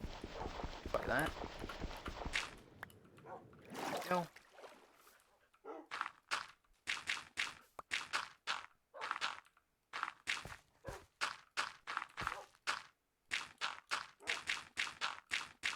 And of course, all the water that's in the walls of the icebergs can be used to make farms, so...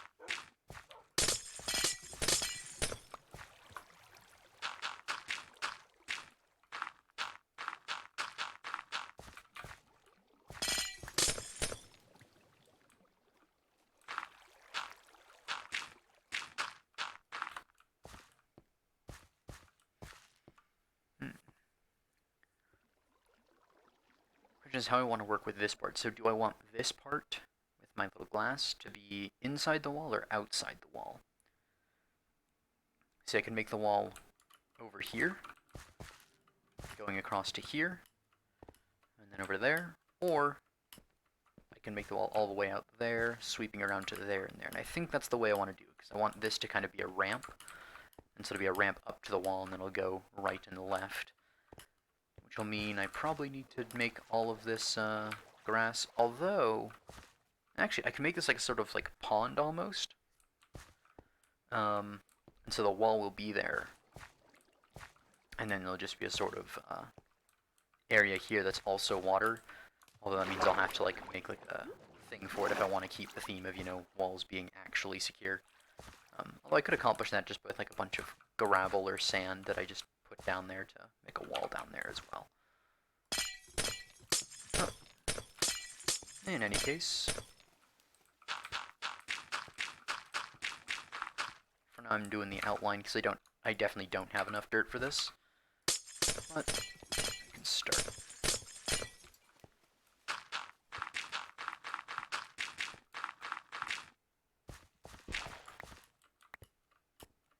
I think this wall will go, I think I'll make it go out and then back in over here. I think. Yeah, I'll make it just sort of go out like this and over to here.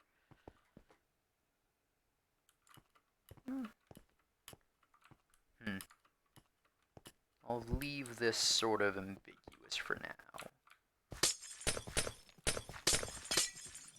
Not entirely sure how I want to do that.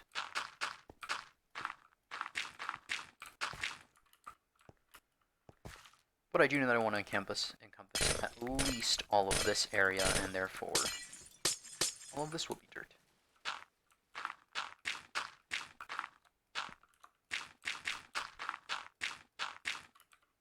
So I did see like a color change in the grass somewhere, I think.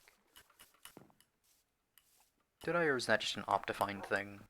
I think it was like over there or something. Ah well, whatever.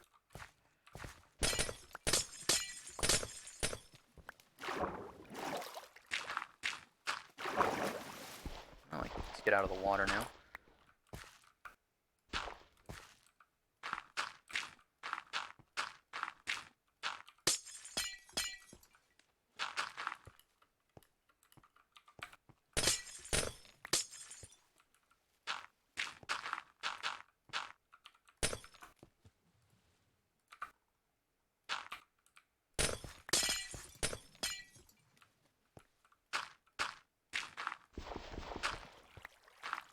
Okay, so this is going to take a lot of dirt.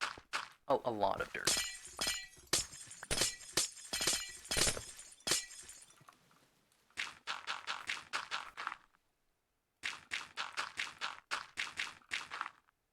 I have seriously underestimated the amount of dirt that this will take. But when it's done, it will be glorious. Even more so because of the amount of dirt.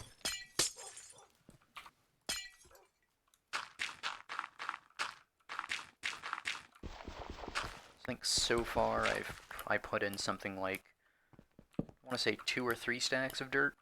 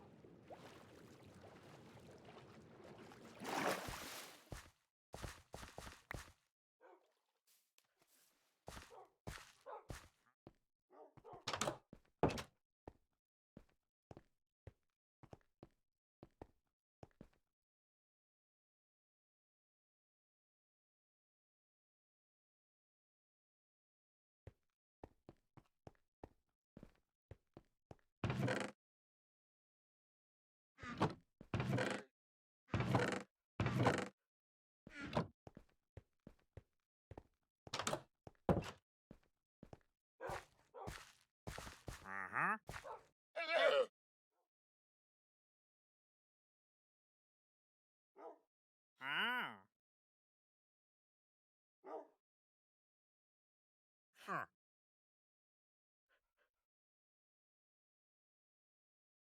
Uh-huh.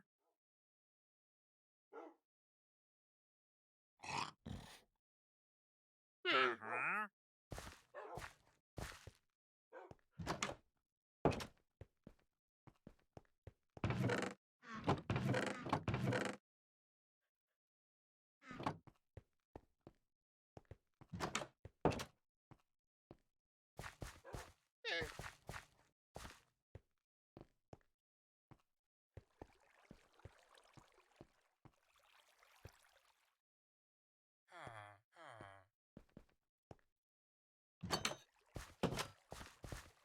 Huh?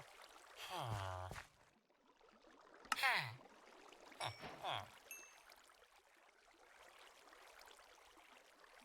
Huh. Huh. Huh? Uh-huh. Uh-huh.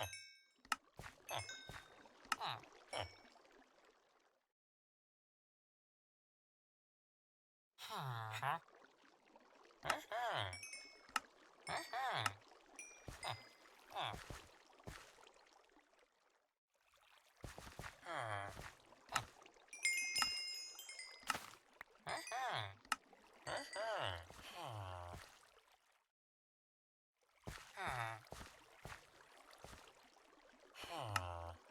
Huh. Huh. Huh. Huh. Huh. Huh. Huh. Huh. Uh-huh. Huh.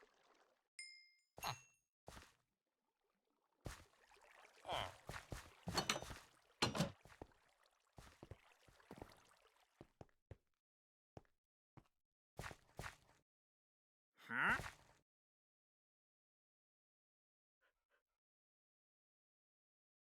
Mm-hmm. Mm-hmm. Huh. Huh.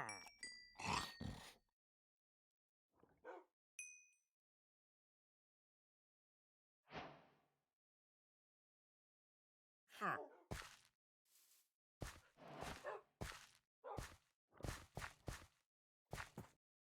Uh-huh.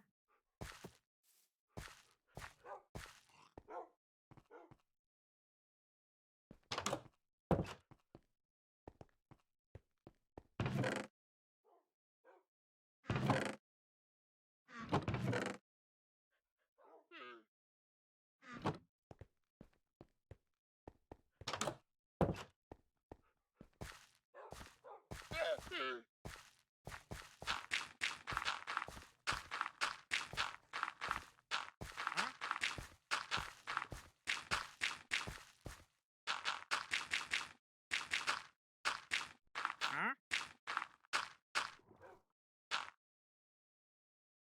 Uh-huh.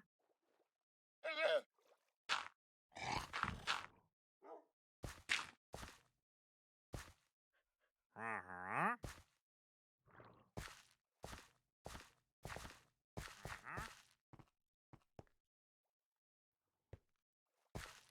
Huh? Uh-huh.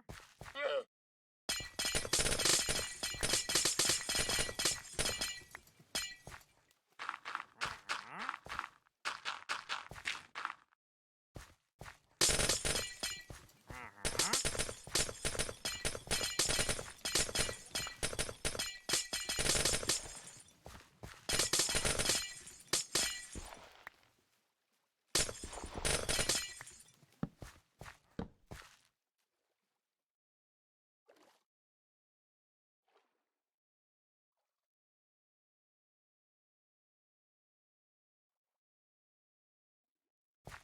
Uh-huh.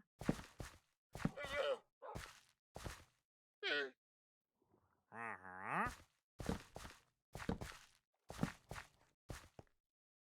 Uh-huh.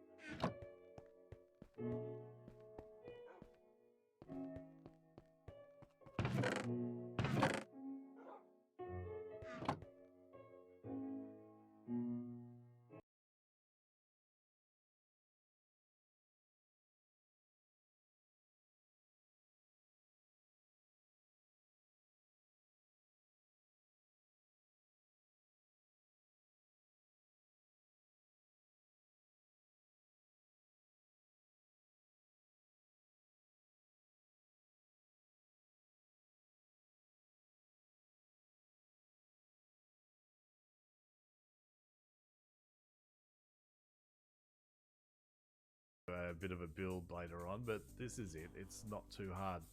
This one over here is a bit different. He's only 5 wide. This one I've made it the full size of a harvesting carrot patch, I guess. So he is 9 wide. Means we get nine beds in here. We've got plenty of beds for everyone. There's only 2 of them. They only need 1 bed each. But what I was thinking, and the reason I built this one, is I felt occasionally these guys here might not produce enough food in a day cycle to successfully breed. So all these ones come out over here, and these are the guys. I've had it running for a little while. These are all the guys that have come out of it. I am going to try and see them all at once and put an estimate of how many there are on the screen. But we're going to try and guess. 4, 8, 12, 16, 18, 20, 22, 24, 26, 28. There's about 35. Let's say 35 of them here. This farm has been outputting for the same time these guys over here.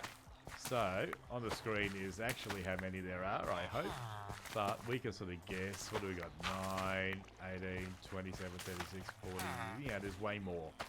So I think my thought initially of this guy's occasionally running out of food is correct. So if you're going to build one, you might as well build this one. You're going to have more villagers than you'll ever need. So you might need to work out a way of disposing of them occasionally. That is it for the introduction. Very easy to build. You don't really need me to go through a tutorial, do you?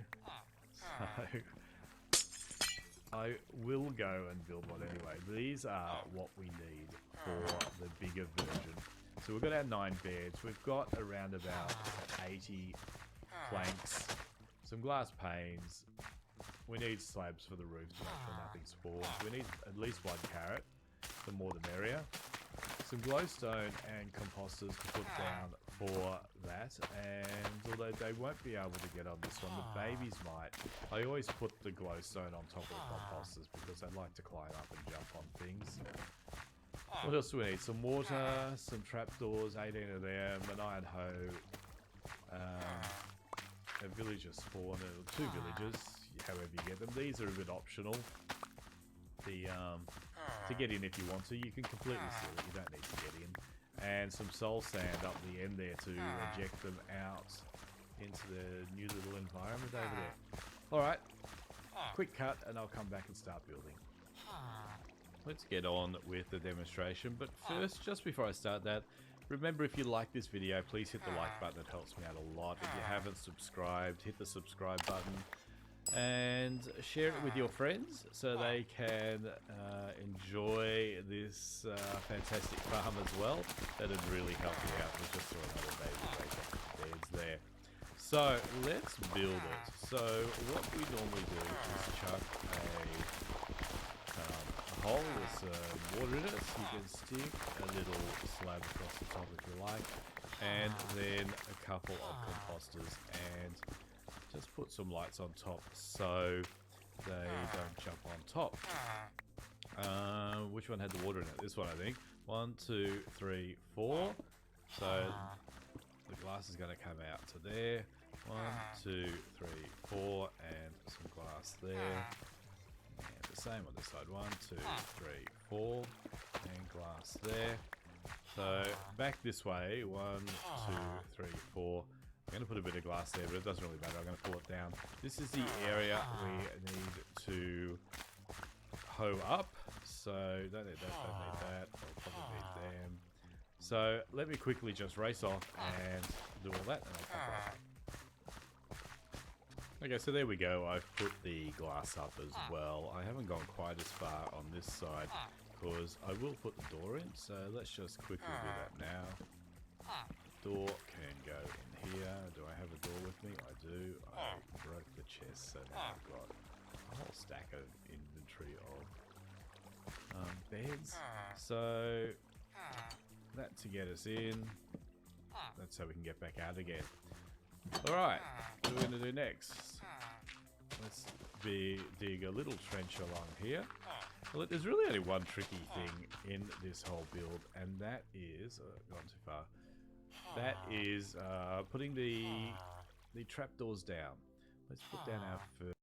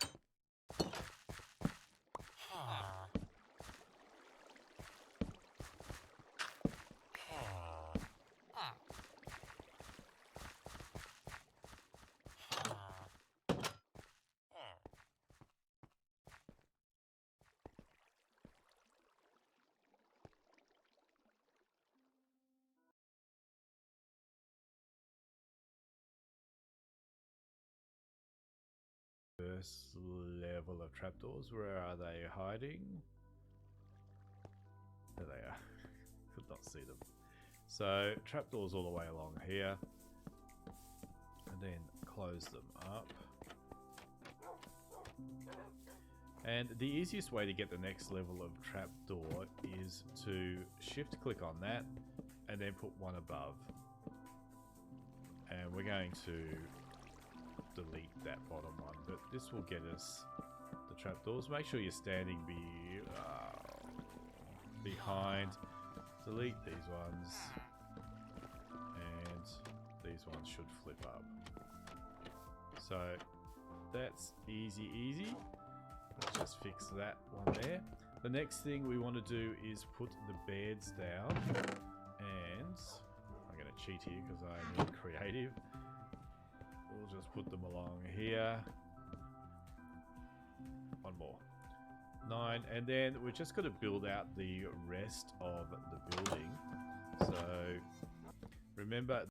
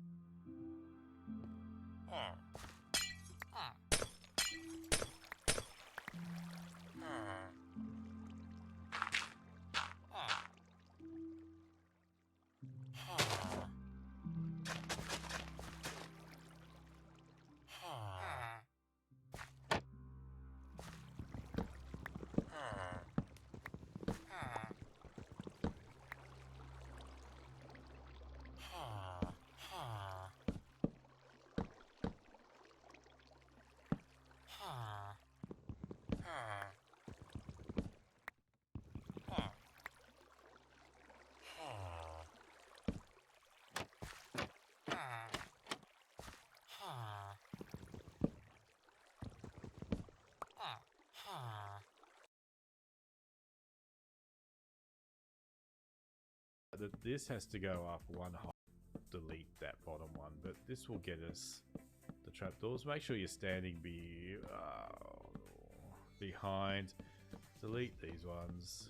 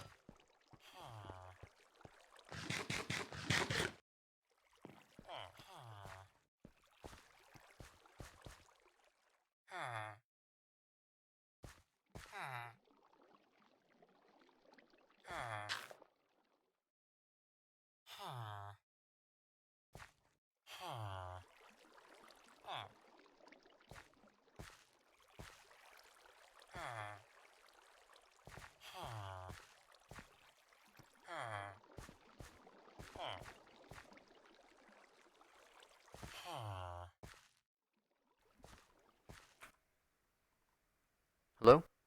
Can you not hear me?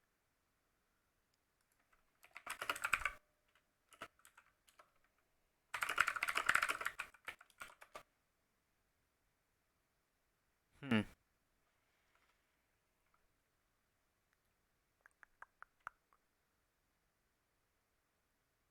Okay, cool.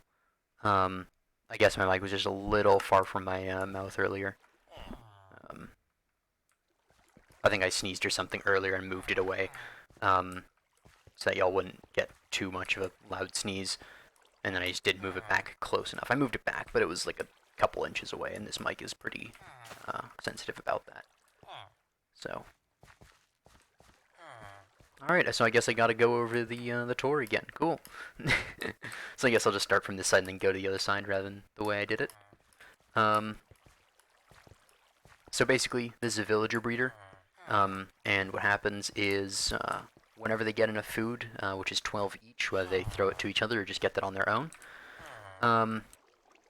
and what happens is since there are 5 beds there, they recognize that there's a population enough to fit 5 villagers, but there are only 2 villagers. So once they get enough food, they make a baby villager, and then that baby villager tries to path to the bed to jump on the bed, because that's what the baby villagers do.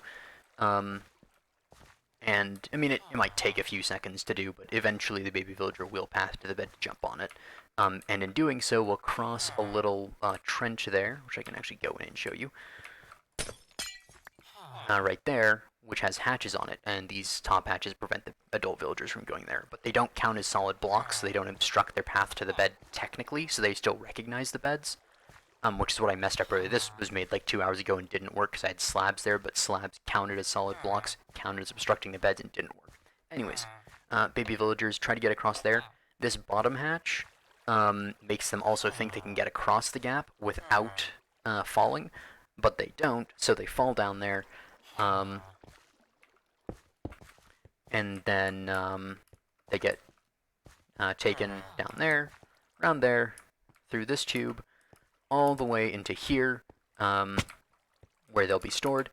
And this is far enough away from the beds, I believe it's a 9-block minimum, so that the villagers that are here won't register towards the population cap of the village, and so it'll still only count those 2 villagers, and so it's an infinite villager breeder, meaning there's no population cap on it.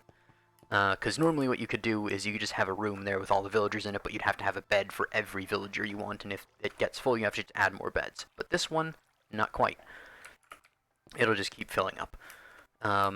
So I can use that for a lot of things. Trading is one of the biggest things. I can get librarians, so I can get mending books and all that good stuff. But I can also use it later on to make an iron farm, which I'm not planning to do just yet because I don't really use any iron.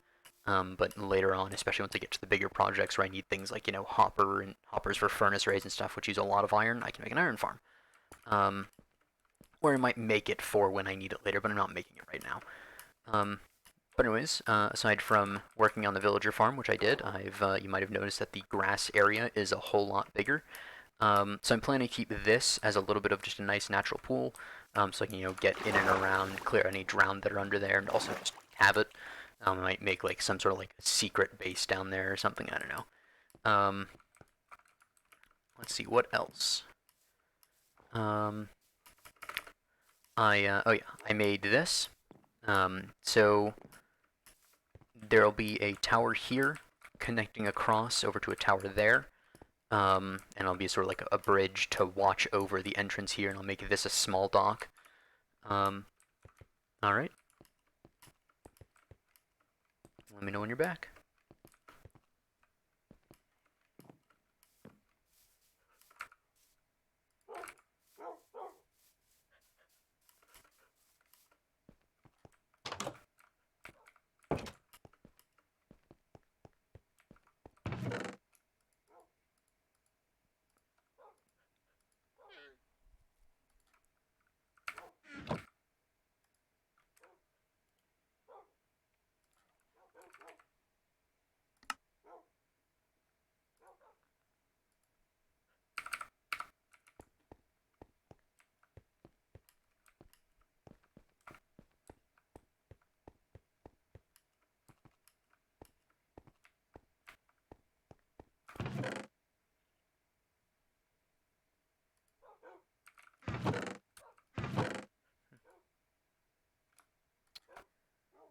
You know what? I might also work on just a small sugarcane farm that's automatic.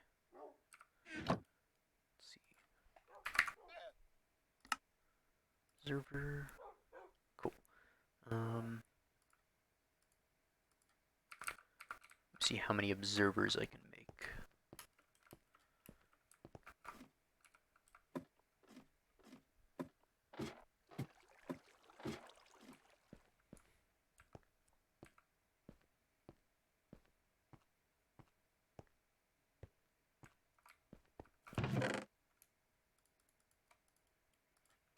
Just a little bit.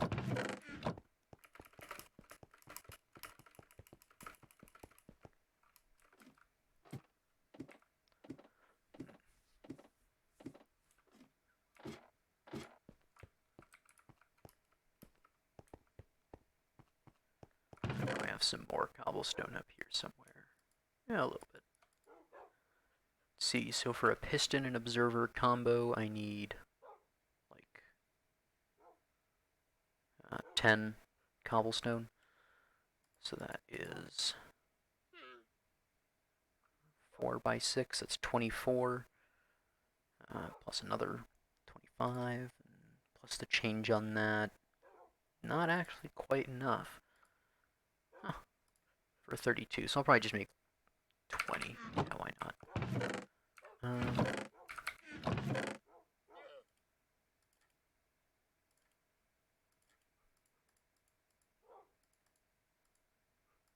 Alright. Next up is a bunch of redstone. I need some like 40 for it. Cool. Observer. 20 observers. And that means I need 20 iron. And I also need a bunch of wood.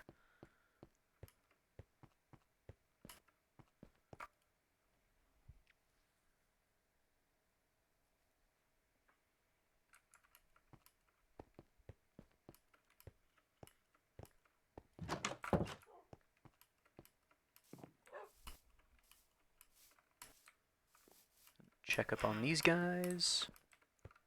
Wait. Hey, it worked.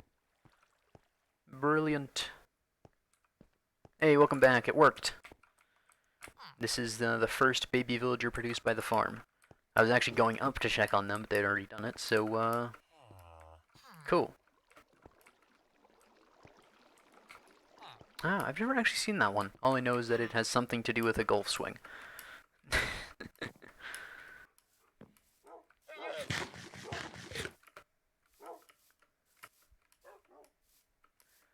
Yeah, so I guess finishing up where we left off. So there'll be a tower connecting those. Still don't entirely know what to do with this. I might end up just kind of leaving it looking a little more natural. Might do something to make it look, I might like add like stone to it or something to make it more of an outcropping. But I also built this wall. It's not anywhere near done. I'm gonna add like crenellations and stuff to stuff that like, you know, alternates and adds gaps.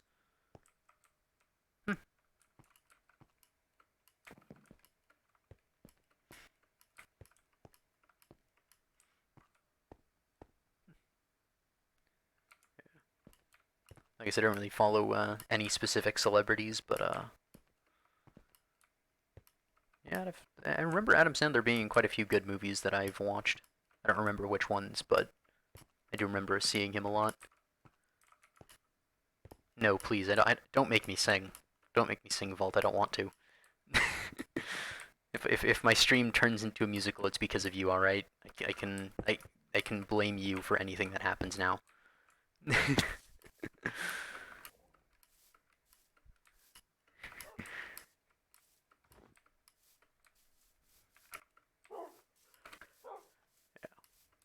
But other than that, did some building. Finally got the villager breeder working, so I'll have to work on setting up a market over here. That's what this area will be. Once I actually get some more villagers, so sort of a mix of all different kinds of villagers. So farmer villagers are really good for getting food, or for getting emeralds, because you just, you know, grow some crops, sell it to them, easy peasy. I'll probably set up some farms along here and along there as well, because there are water sources inside the icebergs. And then librarians, of course, for the enchanted books. Armor smiths and weaponsmiths for a fair chance at some decent armor once they get up to a higher level. Fletchers for the good chance of bows. Yeah, all kinds of guys. I think there's one more that was pretty good. I think clerics are nice because you can sell rotten flesh to them, so it's just a way to get free emeralds as well. Yeah.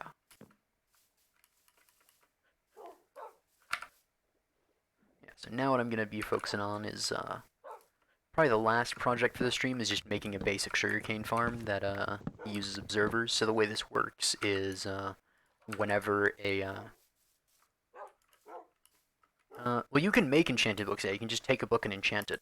The thing is, it takes a lot of time to get the experience to level up to get the enchanted books, even with the zombie grinder. Because first of all, I have to go all the way to the zombie grinder, and then I have to sit there for like, 10 minutes, and then I have to, go down there. But with the villager trading, you can get really good books, even mending books, which I don't even think you can enchant. Either that, it's a very low chance of getting it. So this is a very weird tree that it has leaves all the way to the bottom. But anyways, so you can get really good enchanted books without experience. In fact, villager trading even gives you experience, so, for the cost of emeralds, you basically just get a free book and an experience, And emeralds are basically free after a certain point, just because, librarians trade it for paper, and I can set up a sugarcane farm to get paper easily. I can, set up regular farms to get emeralds from farmers easily. So yeah.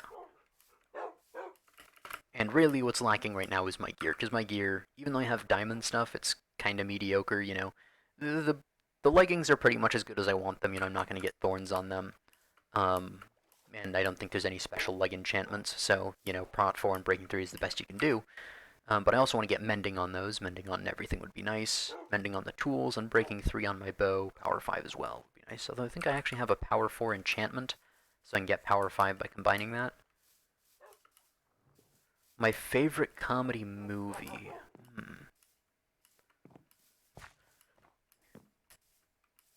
Honestly, I'd have to say Psych the Musical. Because Psych, one of my favorite TV shows, it's a comedy show, by the way. It's really fun. If you haven't seen Psych, I would really recommend that. I'll type it out because it's spelled weird. It's P-S-Y-C-H, sort of like Psych. Gotcha, that sort of Psych. Anyways, it's about a guy who, well, first of all, he's really immature, never grown up a day in his life. It's great. But he decides that his next career is going to be a psychic detective. Now, he's not a psychic. He's just really observant. And so it turns out to be, he has... I might have, yeah, I did remember telling somebody to watch Psych in the chat. I forget exactly who it was, but yeah, it's probably you then. But yeah, if you haven't, it's really good. And then there is a musical, Psych the Musical, that they made, which is a movie. Sort of like movie special of a TV show, you know how they do it. Anyways, so really, really fun. And because I don't know exactly when it takes place. I think it's around season 4. But yeah, it was a really funny one.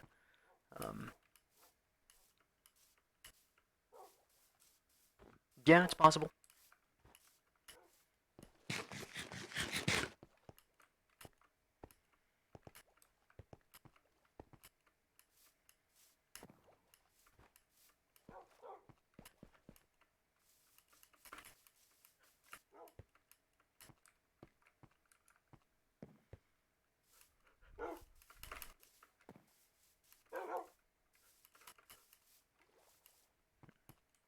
Yeah, other than Psych the Musical, I guess a proper movie rather than just like a TV movie special.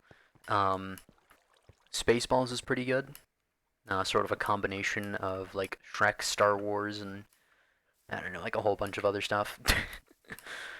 Let's see. Hmm.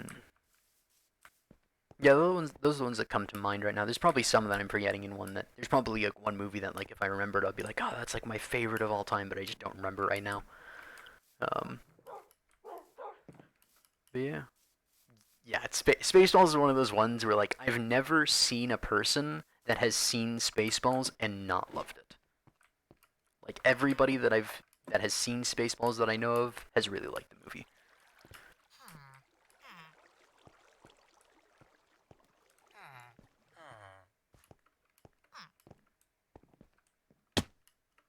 All right.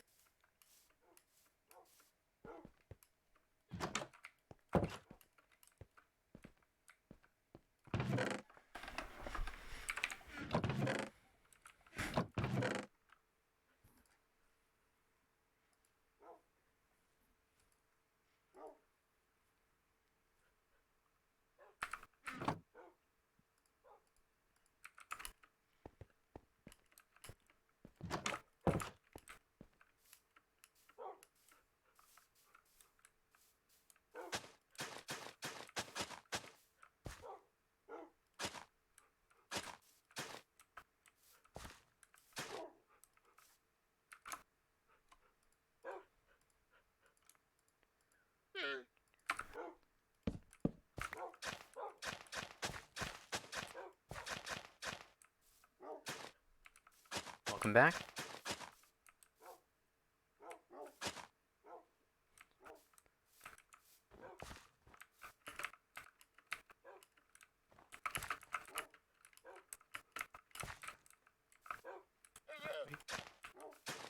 Where's this getting?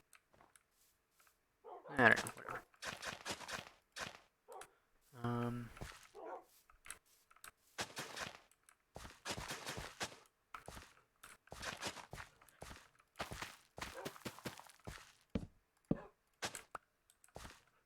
Got a golem farm yet? No, that's again one of the reasons why I want to make the villager breeder. Is because with that you can make a golem farm. So yeah, once you get enough of them, you can start making golem farms. So it seems like this will produce a rate of like maybe one a day. I think that's what that said. So I should have plenty of villagers in no time. Uh, it changes a lot, and I haven't even seen a golem farm in a long time. Um, Let me actually check that right now. Um,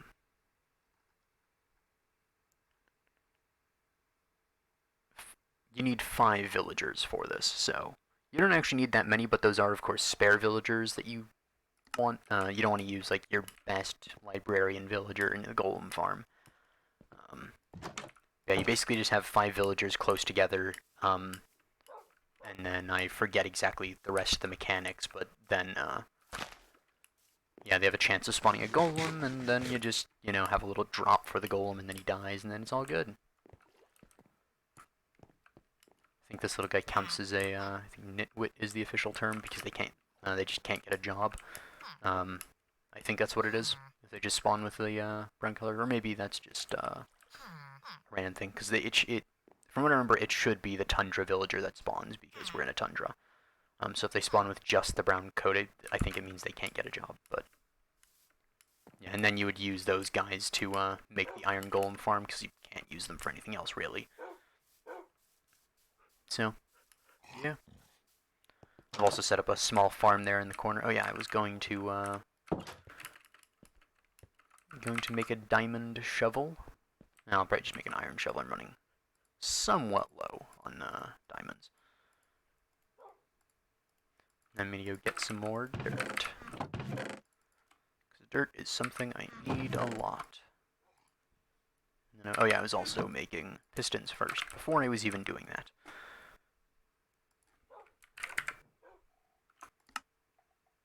I need a little bit more than that.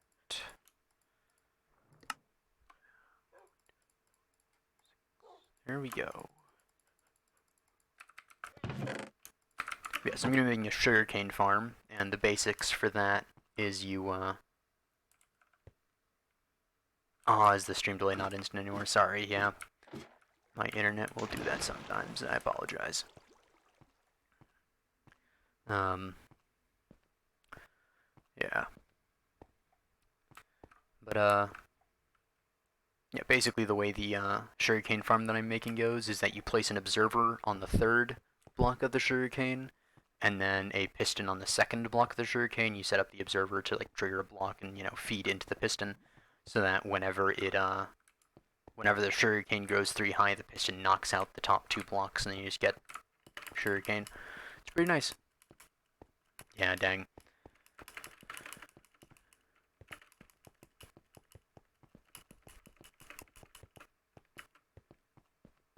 I seem to remember there being dirt somewhere around here. It's either this or all the way back to the mainland, which I might have to do. If I don't find any dirt. Nope, no dirt. Of course, I only ever find it when I don't want it, so...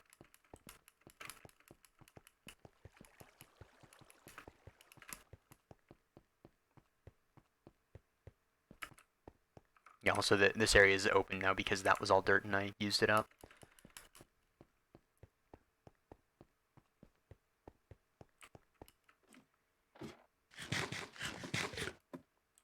Is the stream good though now? Not any more lag, it was just the one spike?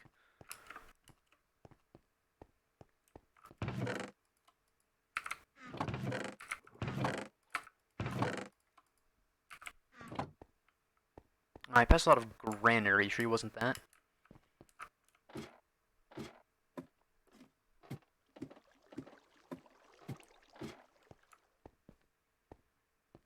I mean, I passed this dirt here, but this has all been harvested out. I'm just leaving that because it's 3 blocks of dirt and it moves the, thing.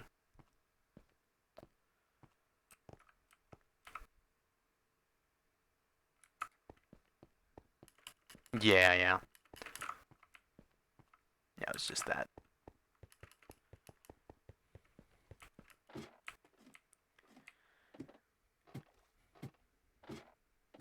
To the mainland we go.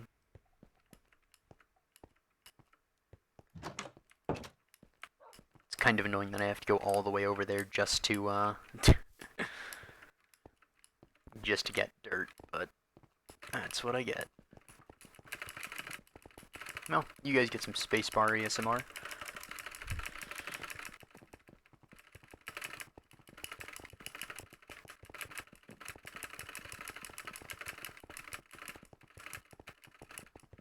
I would talk more during this, but pretty sure the spacebar is just louder than me.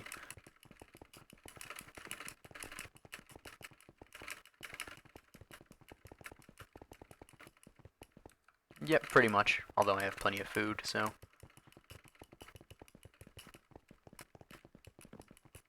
I had a bunch of saturations, that's why the hunger wasn't going down as much.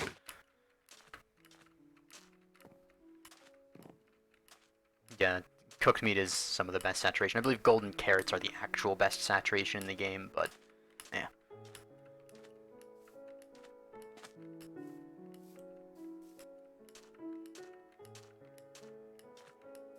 Which I ended up digging up like 11.5 stacks of dirt earlier, broke a diamond shovel, just to get some dirt from this area, so.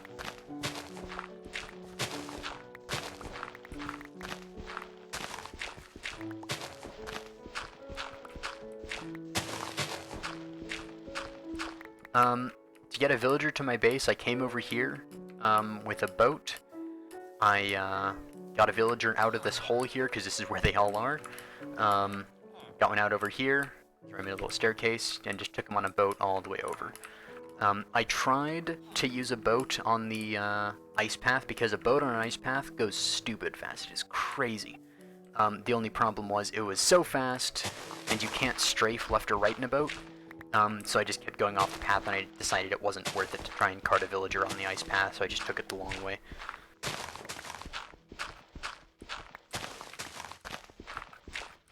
Although at some point, I might just make that ice path wide enough, like maybe like 5 blocks wide or 6 blocks wide, just to be able to,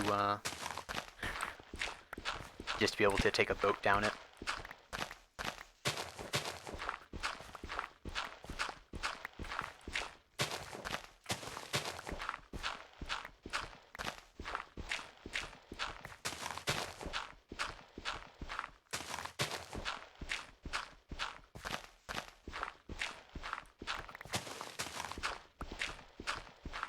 Yeah, I'll have to do that at some point as well, but there's no point in having walls that are 1 block, when the path itself is 2 blocks wide, because then your boat just rams into the walls back and forth.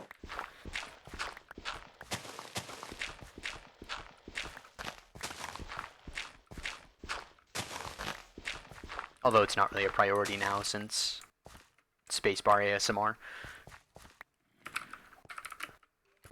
It's good, let me round that out to a nice 3 stacks even. Because I had, 1 less. Alright.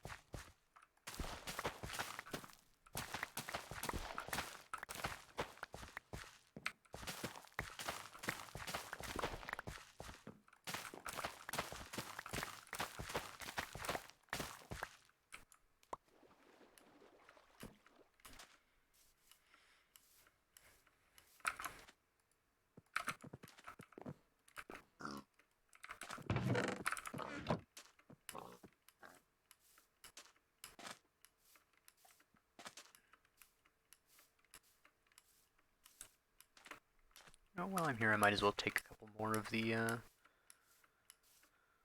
things.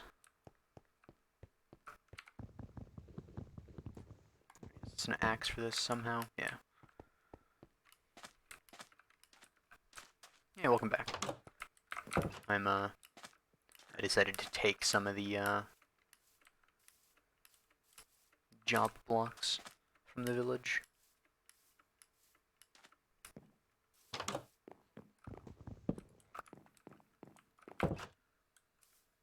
What worked?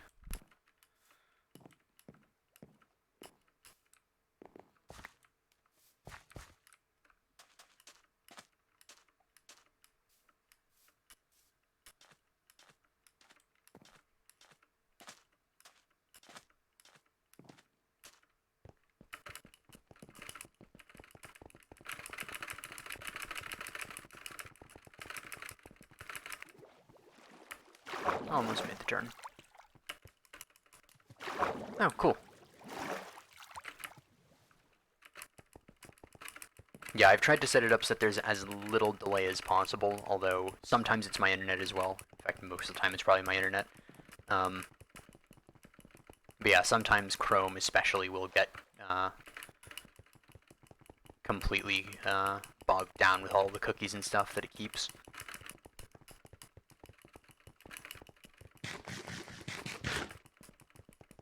One of the greatest things about this is you can actually kind of eat while you're doing this because it keeps your momentum so well.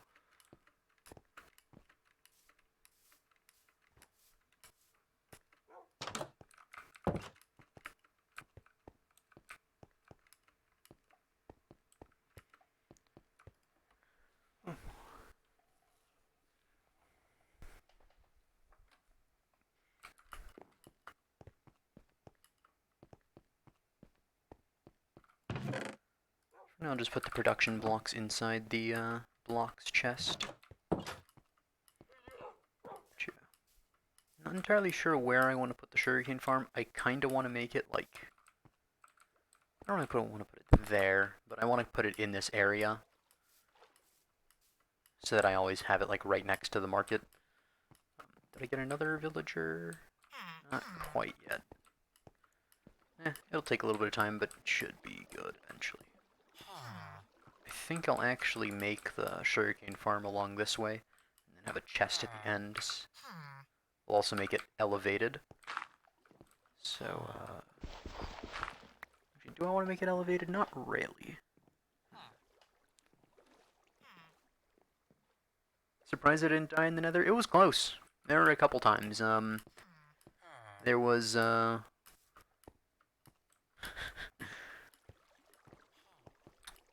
I mean, half the time people die in the nether because, you tell them to put a bed down, and they just put a bed down because they didn't know that it explodes, and then they die. But no, there were a couple times that it was really close in the nether. One time, I was cornered by, like, 3 hoglins, and I got down to 2 hearts, I think it was. Or maybe, no, it was 3.5. Still, very close. And then the other closest time to death, I hopped off of a strider accidentally because I was in my inventory shift-clicking stuff around, and I held shift before pressing E or escape to get out of the inventory. And so I was still holding left shift. I did find a fortress. I finally found a fortress. It was 1,000...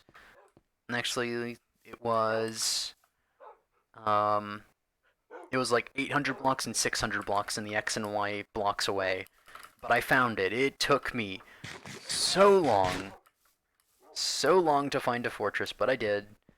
I got myself netherwort, brewing stand. Well, these brewing stands are from the village, but got myself some potions. Got this. Yeah, no, it was. I still have to go back into the nether at some point to revamp my sort of highway stuff. Because I only started making the nether highway like halfway back from the fortress, so I need to make it go all the way to the fortress again. And then also I need to make a proper pathway up to it. Yeah, thanks. Oh yeah, also, I don't know if you saw this, but this is the first little bit of crying obsidian that I got. From Piglin bartering, so I renamed it and put it on the wall as a memory. Because it did take me like 10 hours at the end of it all, or maybe like somewhere between 4 and 10 hours. I lost track of time to find that gosh darn nether fortress. I think in the description of the VOD I put something like, will I find the fortress first or will I lose my sanity first? Find out. But, yeah. Yeah, the other closest time I was to death in nether was, I was on a strider and I accidentally hopped off of it, but, that was close, but I had my cauldron and my water bucket on me and that's all I needed.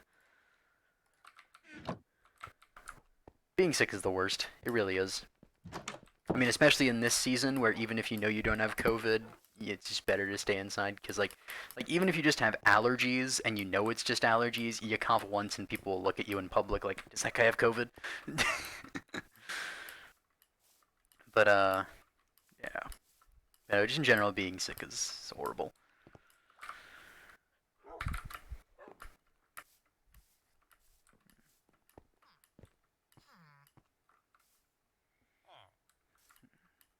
Busy deciding how I want to make this sugarcane farm. I almost want to make it like under the water and make it like with glass walls, but I know that'll take a...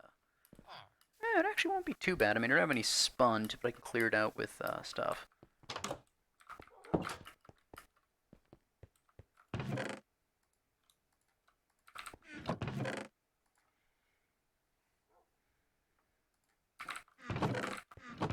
should have some sand to make clearing stuff out easy. Yep, I do. Oh yeah, also I have 6 Nautilus shells now, because I found a wandering trader that had them, so I traded him for 5 of them, which is the maximum he allowed. And then later on, a drown just came up to me and handed it over. It's pretty nice.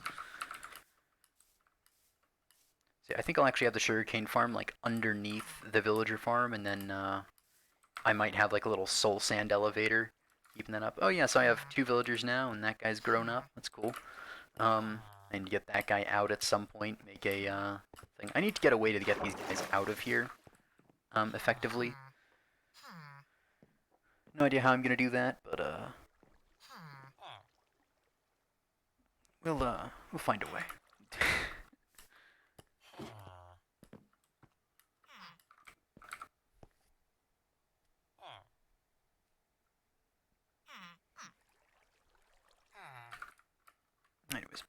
let's, I think I kind of want to make the sugarcane farm here. Sort of under the water. Oh, a trident. That means there's a drowned with a trident, and that means there's a chance that I can get a trident from him. Oh, he's over there. It's a cute. Oh, he has a nautilus shell too?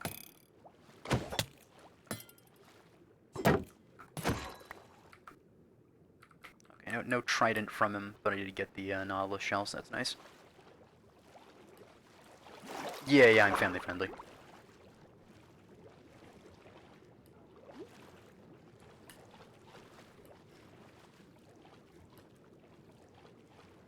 I mean, that being said, if you have a message that you want to send, yeah, pretty much.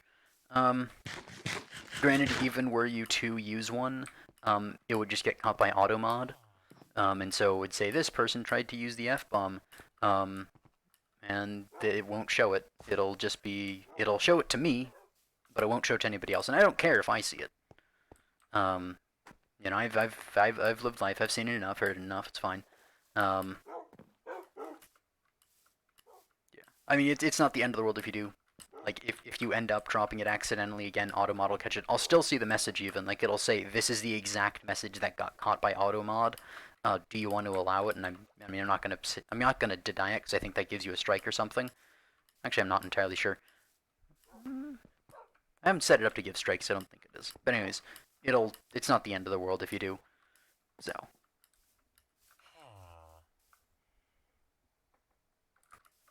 No, not on the screen. So it shouldn't. Yeah, it shouldn't. So, yeah, so what happens is, I get a little message that says, sure, go for it.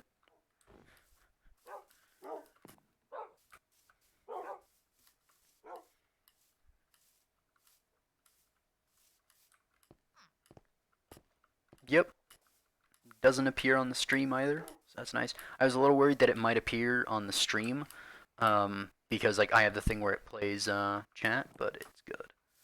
Yeah, so if you want me to read verbatim, it's Automod says, held a message for reason, profanity. Allow will post it to chat. So I have the options of allow or deny. And it just says this person, and it just says, you know, a normal thing where it's like the person's name, colon, and their message. So yeah, I can still see it. So if you end up dropping it, I'll still see it.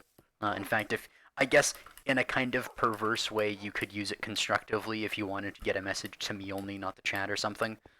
But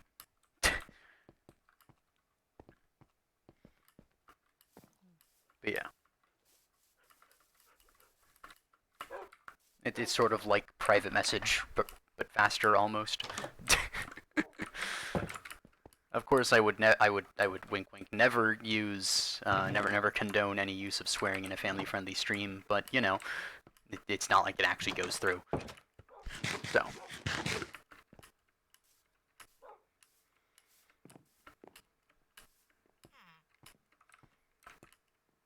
I really want to make this sugarcane farm, but I don't want to make it ugly, so. I don't even know the words that are banned.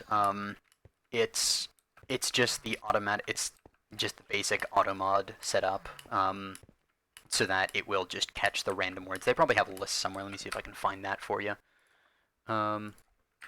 Twitch.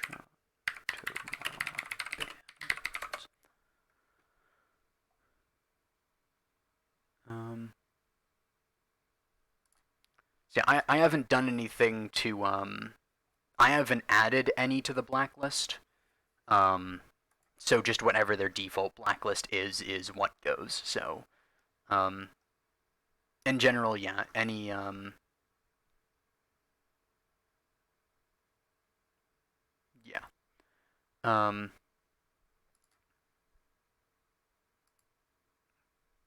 Yeah, so in general, any swear word will be caught.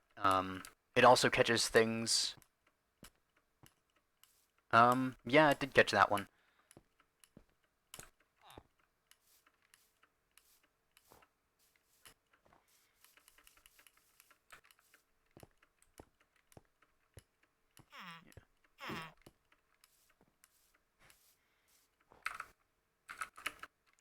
The most famous Russian swear word of all time.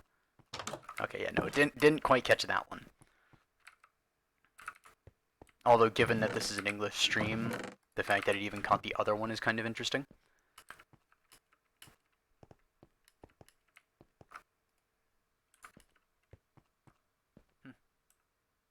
Yeah.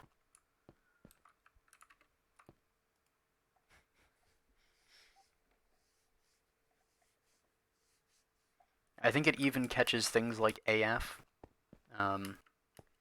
which personally I don't really have too much of a problem with because it's sort of censoring yourself, but I don't have much of a problem with it being caught either, so, you know.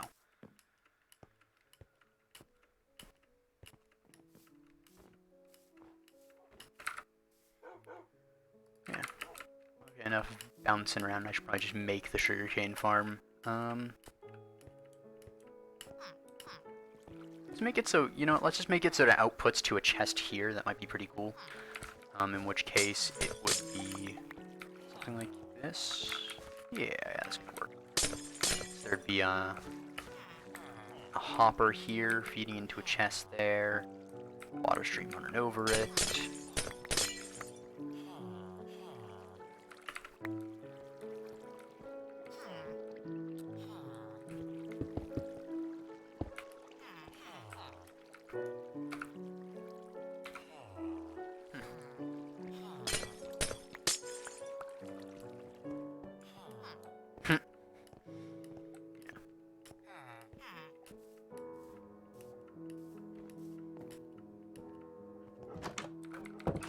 Don't go testing the filter too much now.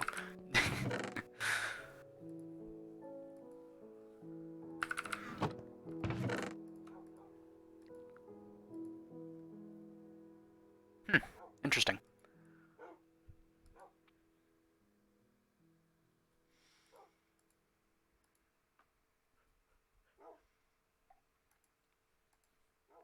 Yeah. Oh yeah, I was making a hopper. That's what I was making. Got that now.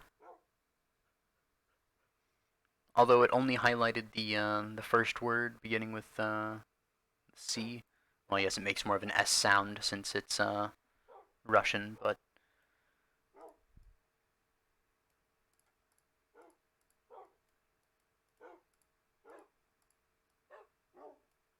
should probably want to make this a double chest, don't I? In which case I need more wood.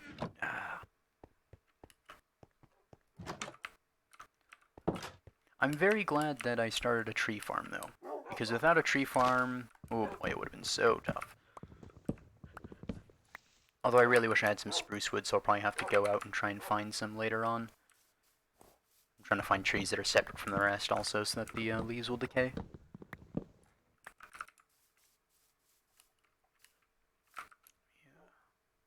I don't even have my,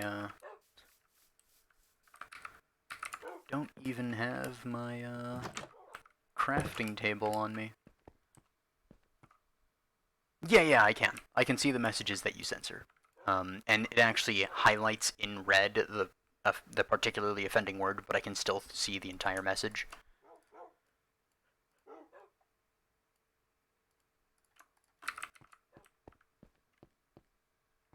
No. That's the whole point, is that it won't show it to other people. Although I believe once I get moderators, if I ever get moderators, if I ever get large enough, that I even need moderators, then I believe the moderators will be able to see that. But yeah, aside from moderators and admins and myself, nobody can see the messages that get caught by Automod.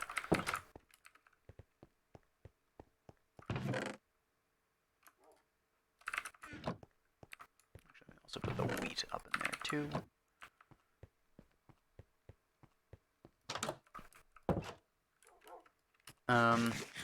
If you mean the actual word, I would assume so, yeah.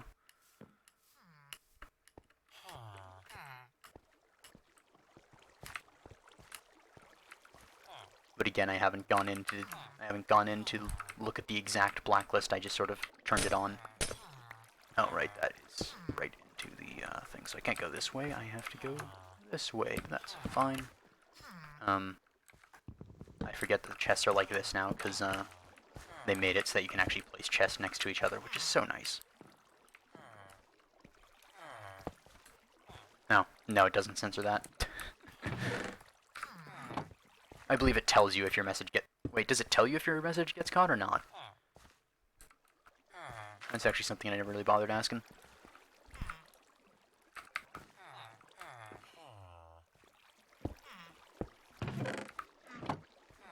Ah, okay. I see now. Actually, can I even make it here? Because I think this is too close, and if I take out this wall... Yeah, no, I can't make this just here just yet. Well, if I make it one over, I should be able to just fine.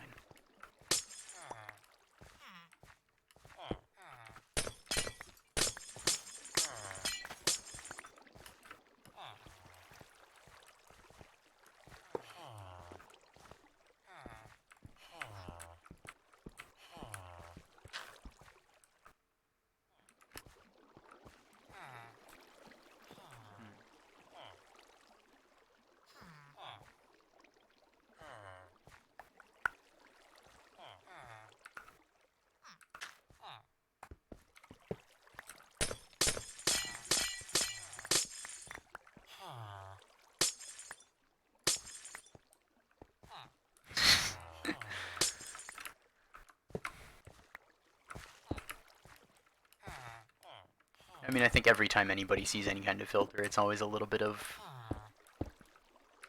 pushing your limits on it, but I would ask you, don't do it too much.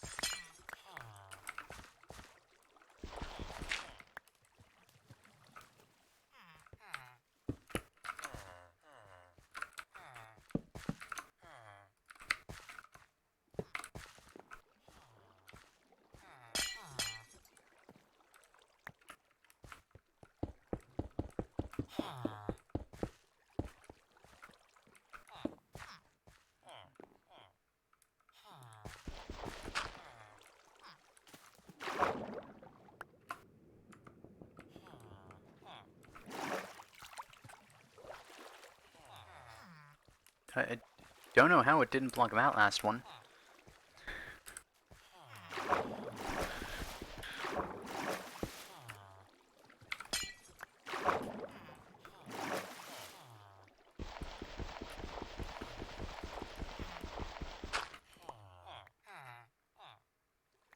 But is it actually lagging again?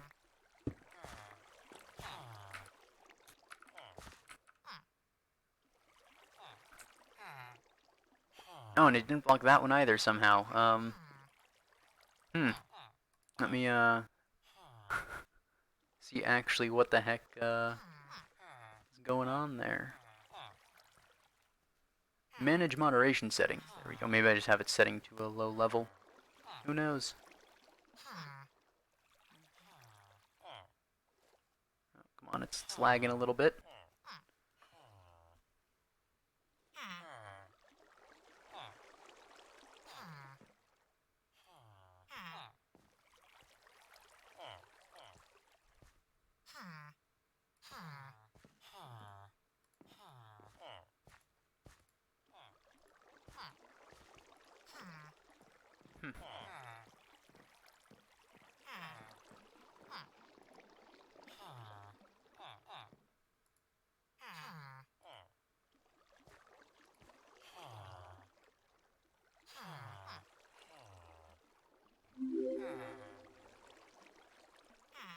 Hi, welcome to the stream.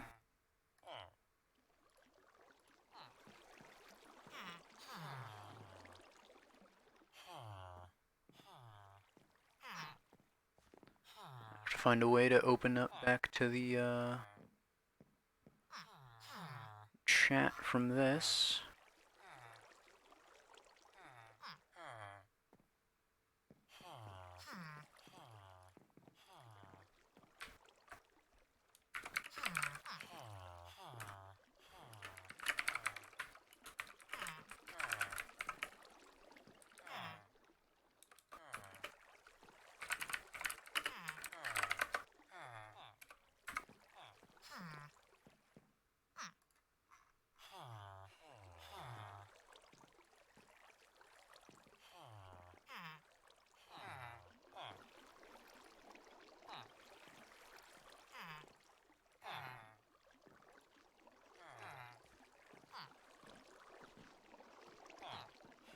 have no idea how to get back to the chat.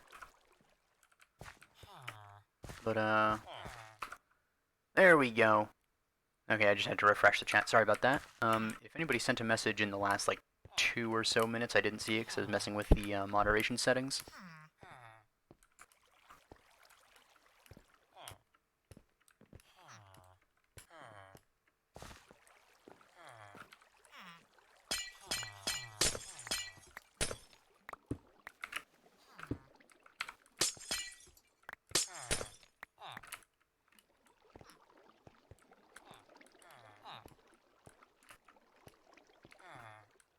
Hmm.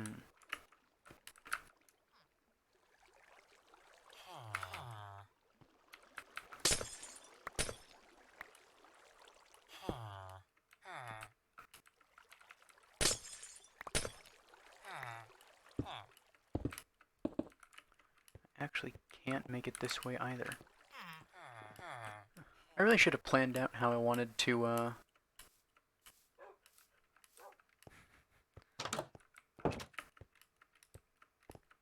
really should have planned out my sugarcane farm before I started making it. That would have been the smart thing.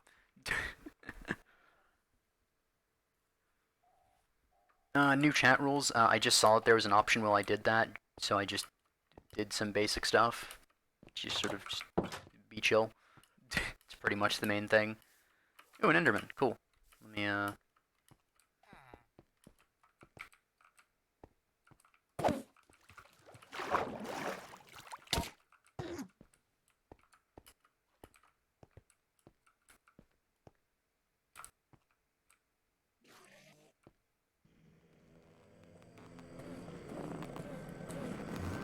Wait, this is actually taking damage from the water. No, another ender pearl.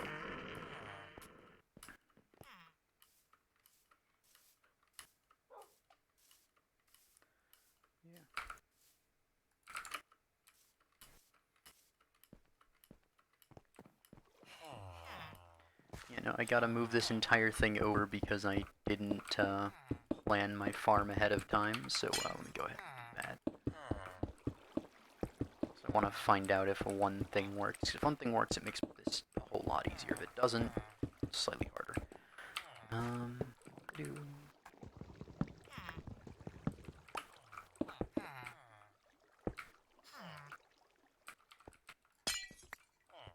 There we go.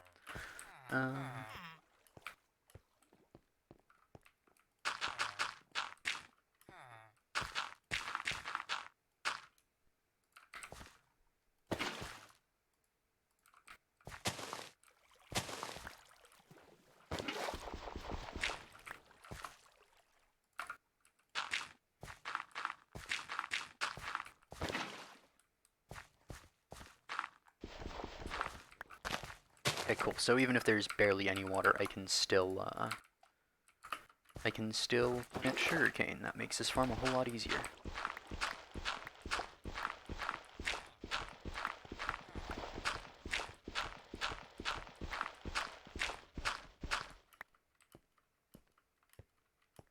Yeah.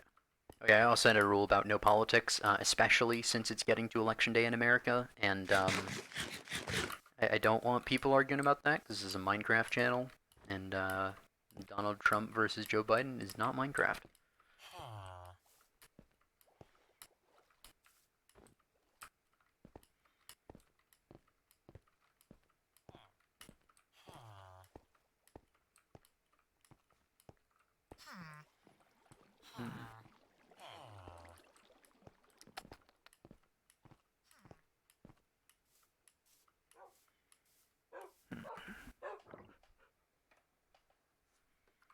Yeah, let me also see another thing. So if I, for instance, build up my whole thing here, so we have that, so I guess it goes this way. I think it's something like that.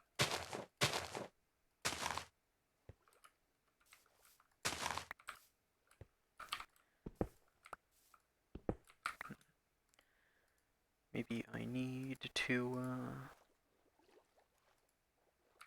there's a note block or something that I need for this.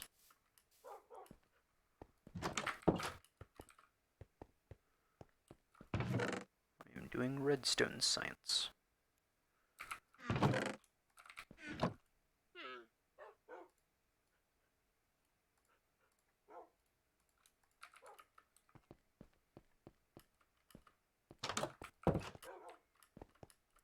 Correct, the way this works is that this note block will actually pass a signal through. So, you know, if I... Okay, no. Alright, so I gotta do this a little bit differently, in which case... I know there's a way to do this, but I just don't remember what the way is.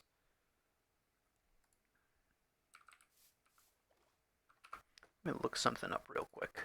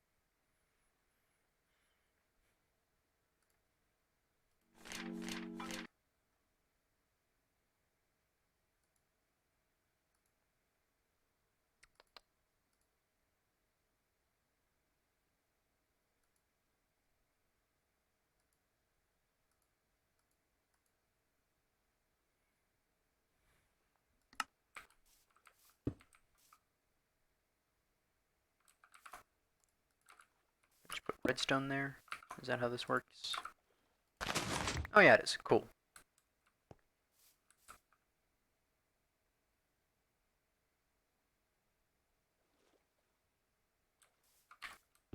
Cool.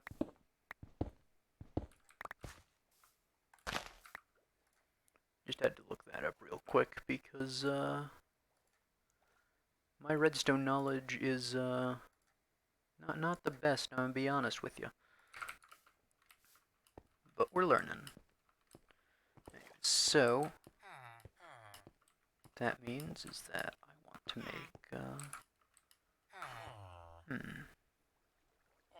You know, I'm almost tempted now to make the sugarcane farm like here, where I can have like a glass wall here that I walk down. Might be pretty cool. Or I could go for the original underwater idea.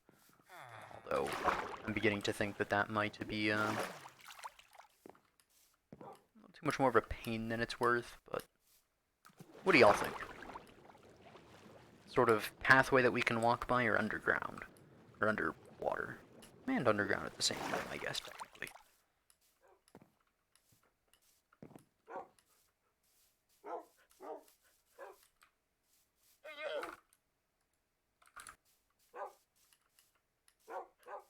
So I'm gonna need a little bit more redstone too.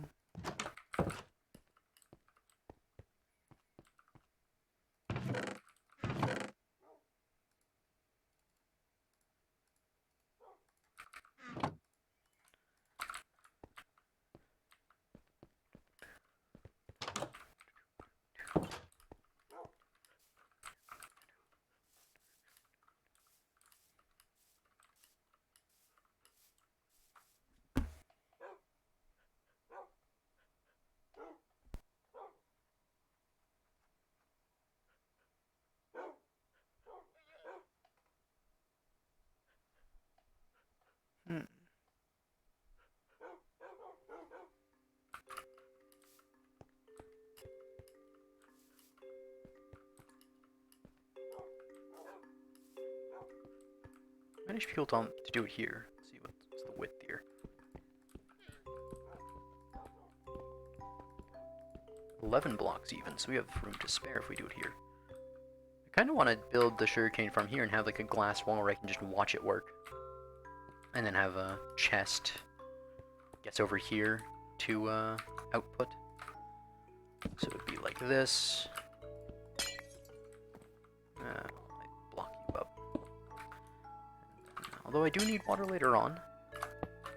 There we go, and that should feed into there. If I like throw away sugarcane, it's up in there. Cool. And then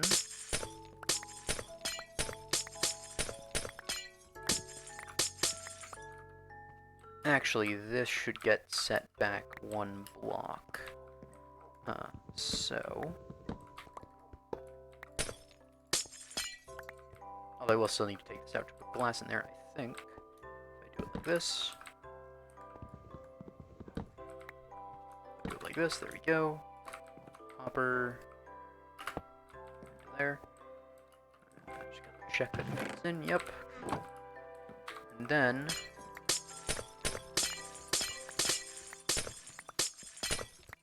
there'll be a water stream at some point that goes across this. It'll be glass over this, and of course this glass doesn't keep the chest from opening.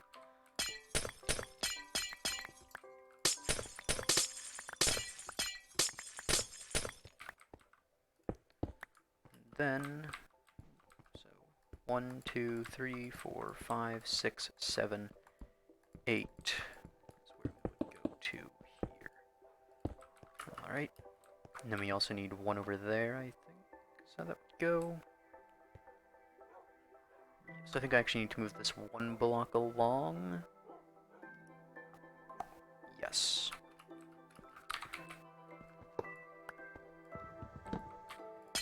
And actually that means I can make the chest flush here. So I can make the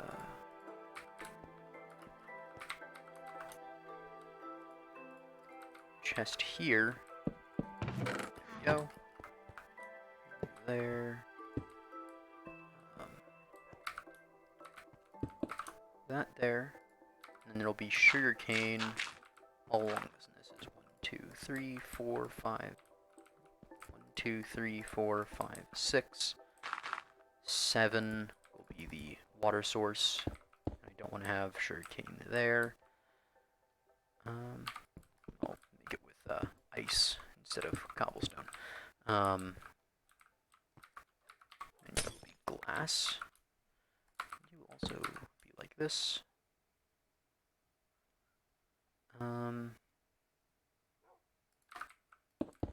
Like this.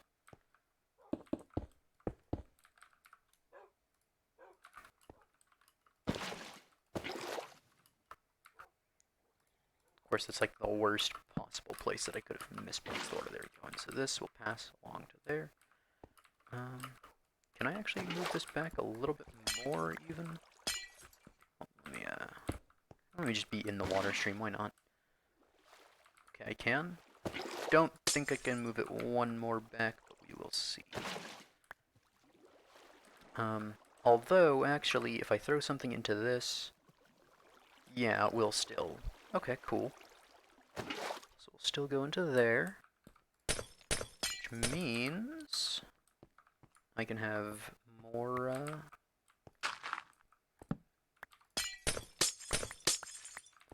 even more space for that. And this should be fine. There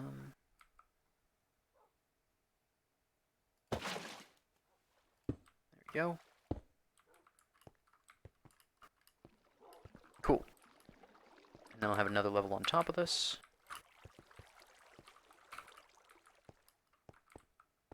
And it'll like fall down into this water here, which I think will be pretty cool personally. A sort of sugarcane producing display case.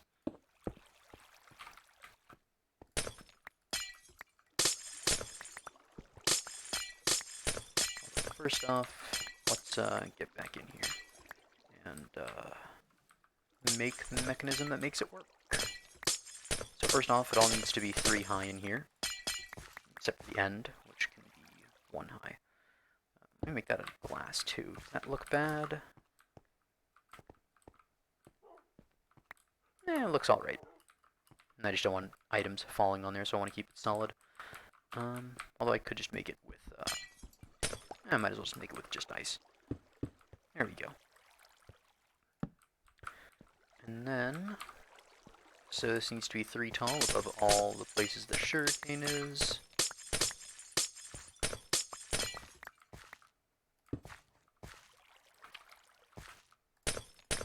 And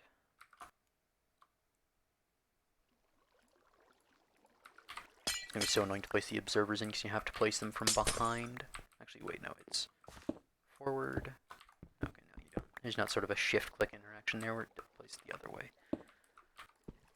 So pretty much directly behind it. And then we can do this, and you can place redstone on ice, right? Yes, you can. Cool. And then we need a piston. And this is the basic form of it, so whenever a sugarcane grows to be 3 tall... Can I not place it? Oh wait, because this doesn't have water over it. Never mind. I see now. Neither can you, so we will actually forego the extra distance. So, yeah.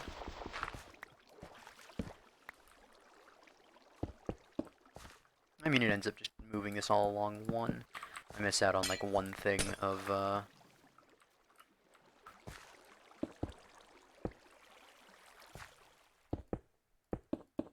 anyways. So, yes, now I can place stuff here. There we go. Forgot that there wasn't water connected to those. So anyways, if I place sugarcane here and it grows up, and then it grows up to be 3 tall, triggers there, okay. However, that didn't fall down. Okay. So the video I found...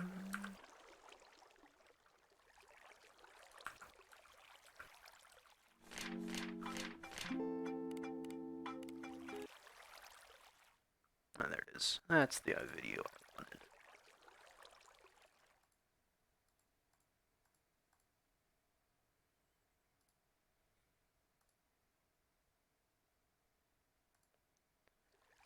Maybe there's something to make it, not catch.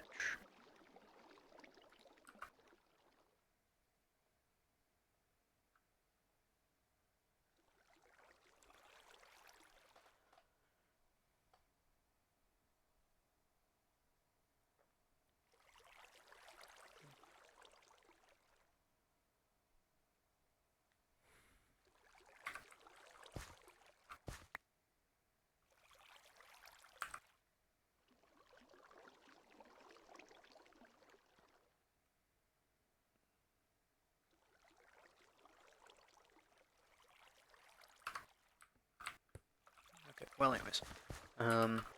Seems like this isn't a lossless farm, but it should be good enough.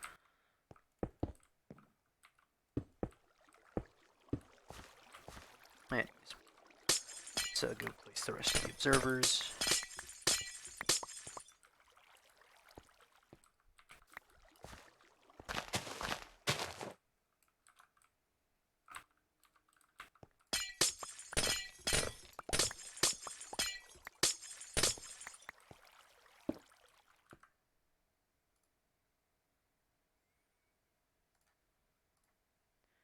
It is a little bit annoying to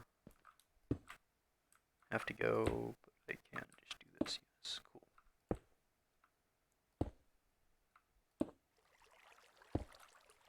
Alright, in that case, you're the opposite way. Yeah, you face towards me at all times. Cool. Let me go ahead.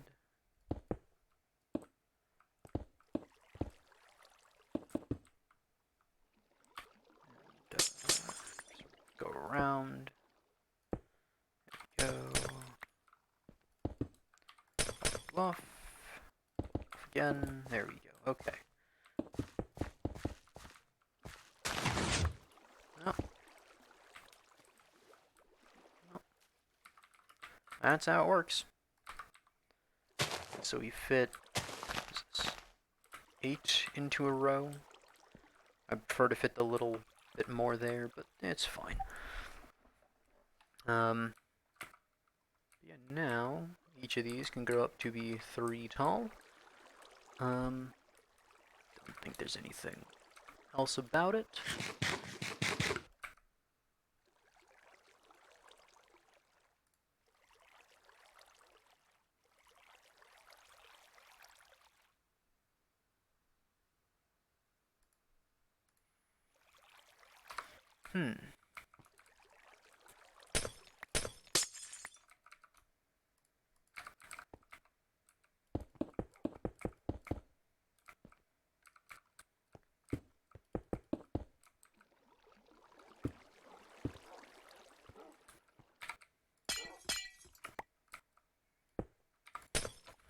Takes out ice, replaces it back with ice immediately. Yes, that is how this works. Cool. Anyways, is now. It works. It is alive. So now we just need to do the next level. I mean, I could just leave it as this. This is a very small one, though.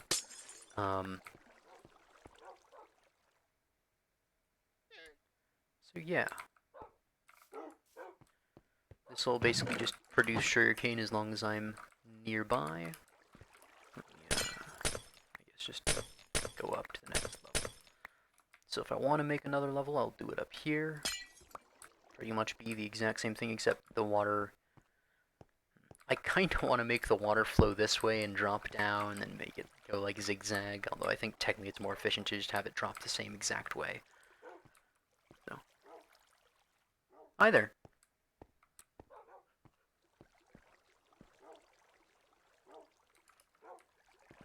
How you doing? Got any questions?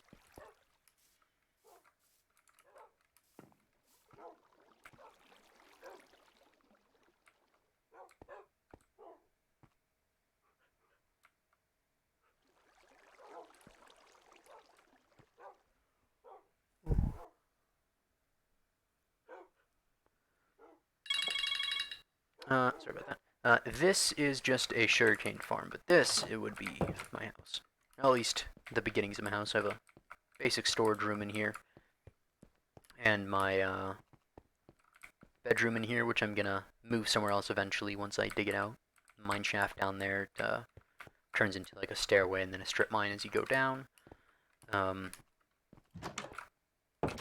Sort of all of this is my base. So I have my, tree farm over here, regular farm, my ice wall are the beginnings of my fortress, which will, you know, sort of stretch all around here. Little tower there.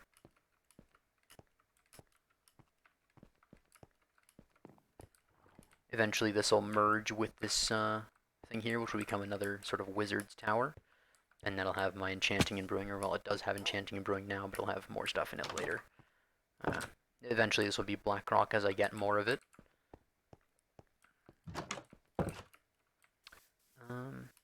Yeah, and then I have a villager breeder over there and a place to keep them. Yeah, it's really just a lot of time in this. There's nothing that's particularly great. I'm not a great builder, per se.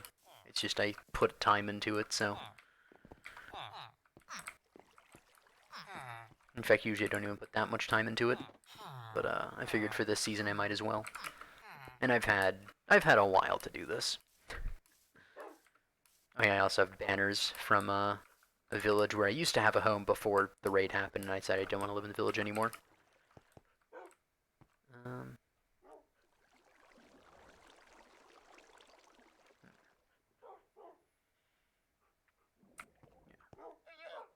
Right now I'm trying to decide how I want to do this. If I want to do it like another thing, or do I want to just keep it like this, and then...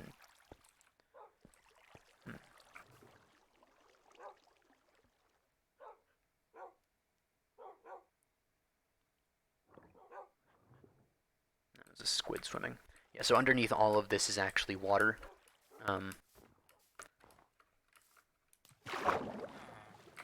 It used to be an ice field, so I just mined dirt and then put it together.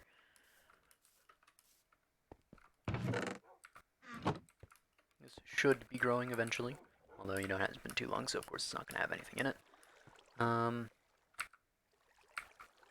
Yeah.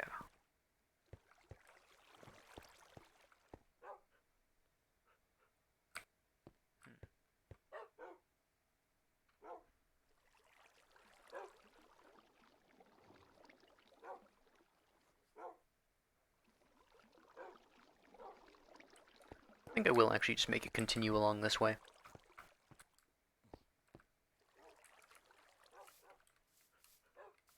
Yeah, I'll do that. Rather than making it go up, I'll make it go sideways. Don't want to take out this one just yet.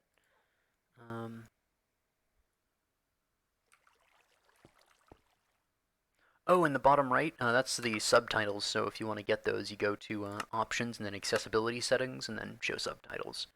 It's meant for people that are deaf or hard of hearing to be able to hear stuff, but I figured it's just better to have in hardcore mode. You'll also see a lot of like speedrunners and stuff use it because it shows you what's going on.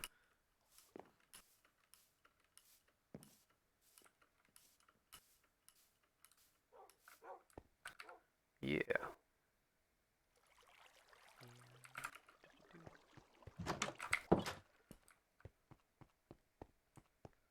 Do I have any extra stone slabs? I do have extra stone slabs. I also have way too much ice on me. I mean, kind of comes from being in the middle of a ice biome.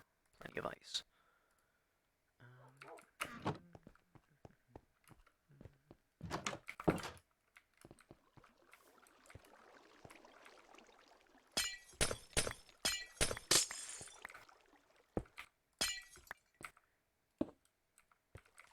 Make sure you didn't get waterlogged.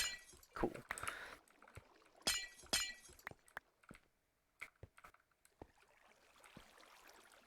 Actually, I might make this not glass and just make this sort of like the front row and everything else just sort of feeds into it. I think that'll actually be fine enough.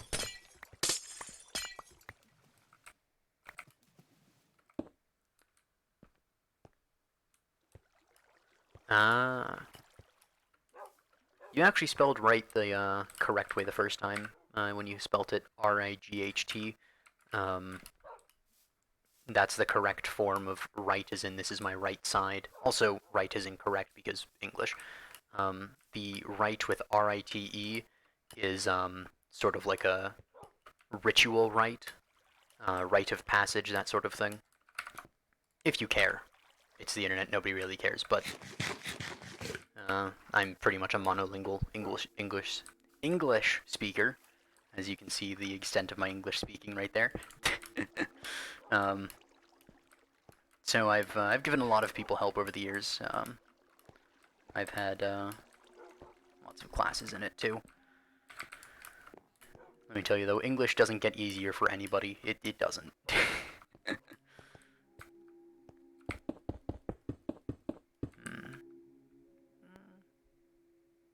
Actually, yeah, I'll do it that way. Where? So this will sort of. Well, I kind of want to continue the glass here, just to make a little like chute where you can see everything flowing along.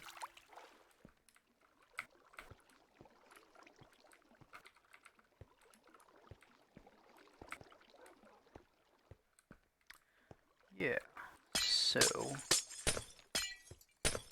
I'll do it this way. And I can stack up multiple rows of this back to back. Do we have an infinite water source anywhere? Well, I guess I have the ocean, that's a pretty infinite water source. Yep, there we go.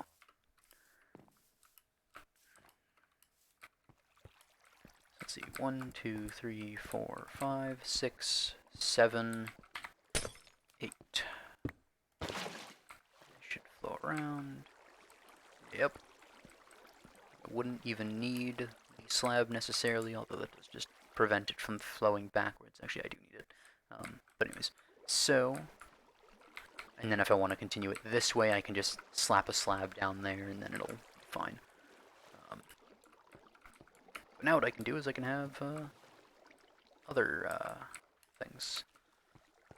So I can make these ones on a higher level so that they just feed into this directly. Although this one has a depth of what? So it's water, sugarcane, redstone, depth of 4. Okay, so from here, so 1, 2, 3. Okay, so this is all stuff. So if I dig here, not stuff.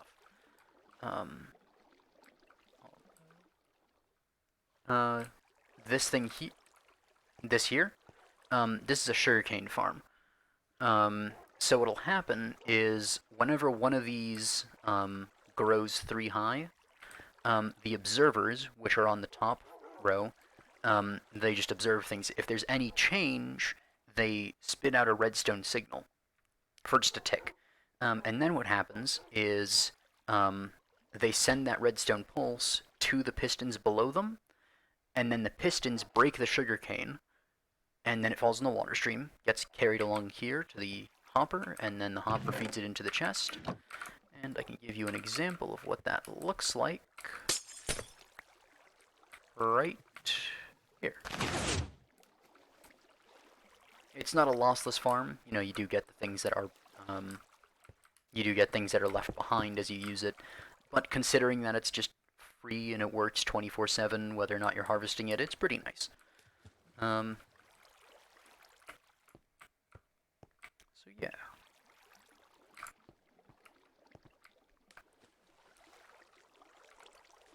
Yeah, I'm not really good at redstone either. Let me show you exactly what the circuit looks like. It's a pretty simple one. I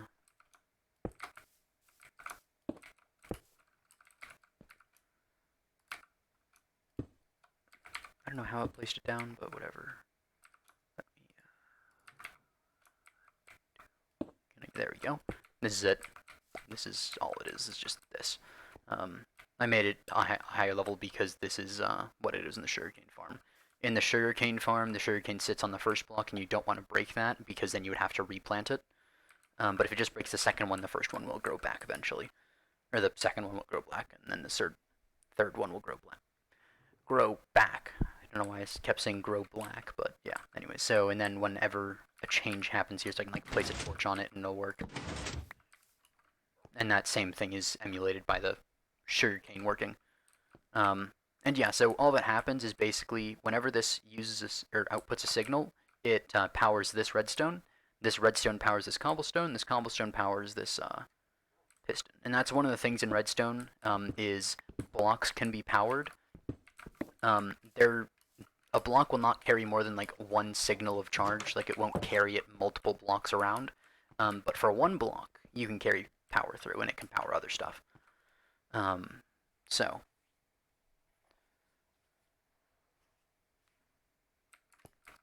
you know, I haven't really done that much with redstone, but this is just a pretty simple circuit that's used, and I pretty much just looked up a farm just to make sure that I got it right.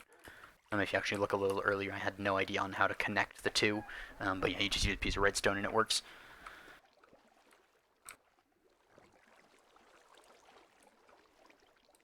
But, let's see, so there's 3 there. So if I go here, okay, I did not break that block. So this is what it looks like in control, or in the circuit itself. And so these redstones connect to each other, which isn't optimal, but I mean it doesn't really matter. But so this means that this entire wall of pistons triggers whenever one triggers. Doesn't really matter though. So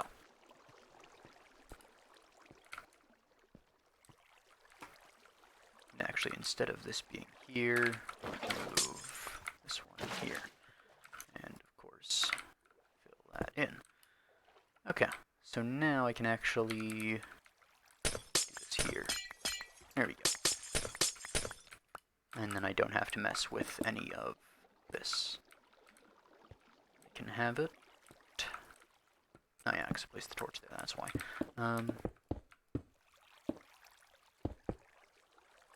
So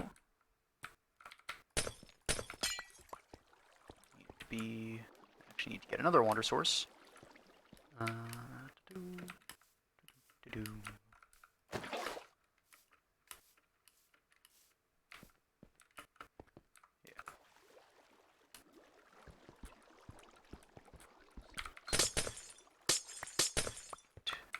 should do it. Ah, it was one off. There we go. Cool. And this just transfers the items that we'll be getting. This I will be changing.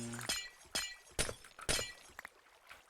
not mean to break that down, but it actually worked out pretty nicely because it means that I can fill all of this up with grass without having to worry about any flooding. Cool. I can actually make this system as well. Anyways, so this has to be 3 high for the sugarcane to grow properly, for its maximum height of 3, and also for the circuit to work properly. Can light it up at least. That's nice. Now comes the annoying part. So the thing about the observers is that they're always placed opposite the direction you're looking. So like if I place it this way, it'll also place it facing the same way, or facing away from you. So I have to dig behind them, or dig behind where I want to place them in order to place them.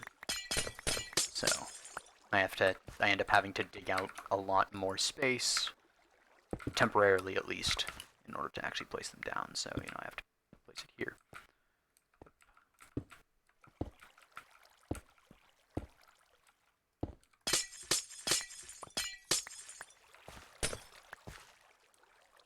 Okay. Now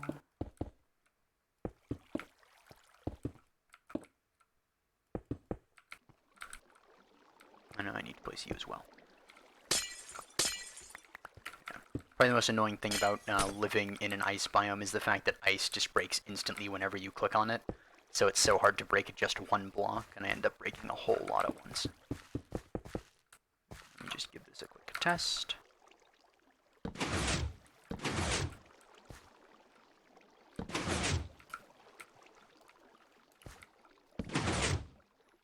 And it works.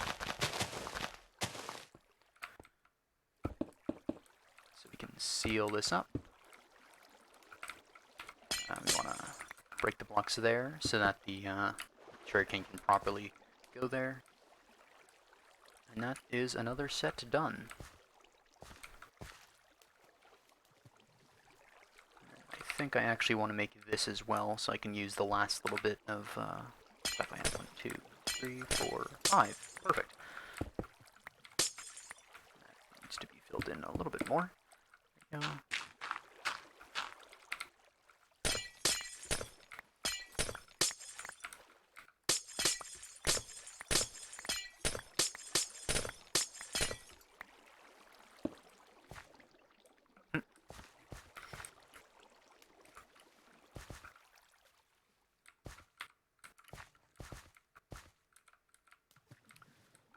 Now I just have to do the same exact thing I just did.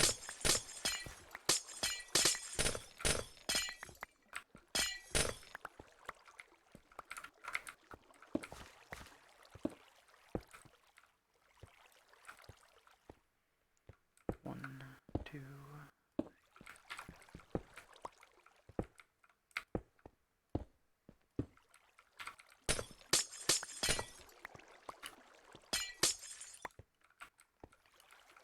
Get out this way.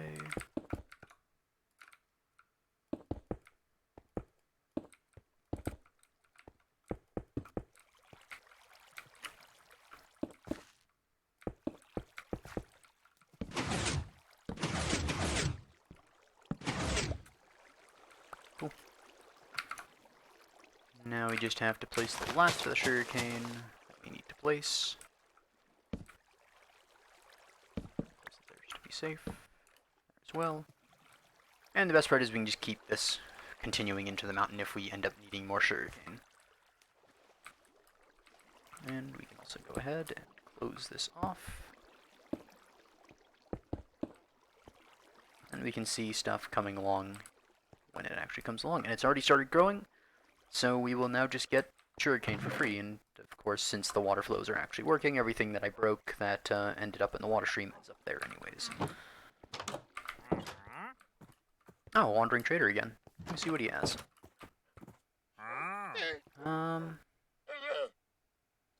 Nothing particularly great. I'm a little interested by the glowstone, but I always get some of my own, so it's not a big deal. If you had something like Nautilus shells, that'd be great, because I am one Nautilus shell away from all the Nautilus shells I need. Thanks, see you around. I'll probably be streaming tomorrow at about 5 Central. If you're in Ireland, that's probably like 1 a.m. So.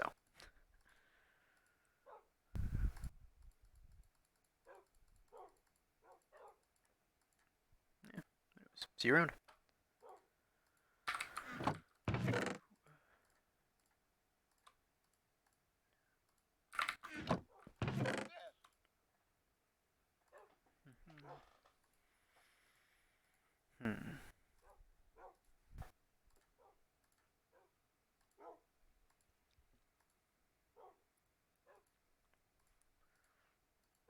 I'm gonna go ahead and make a nice pumpkin farm. Don't have that many seeds, but I have a few.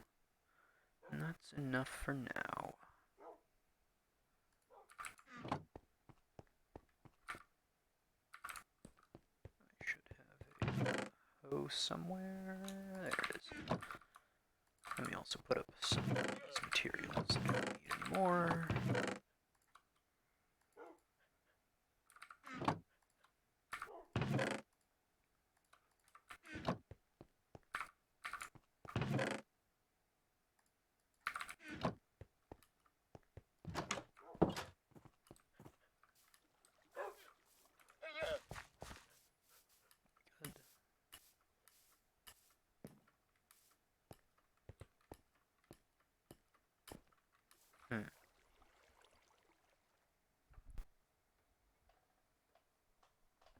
See you.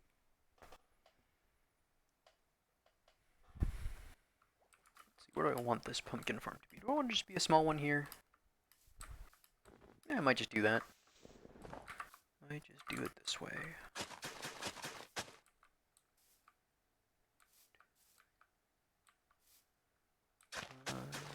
Any more water over there? Nope. Okay, so I will need to get some more water for this farm.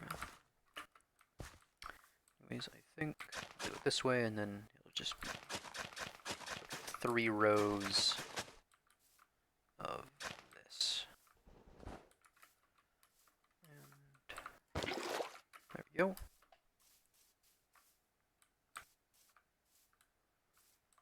I will. You're getting water from somewhere. Probably further inside the iceberg, I guess. So that would be there. So this will be 1, 2, 3, 4 up to here. So we need another water source about here, I guess. Yeah, about here.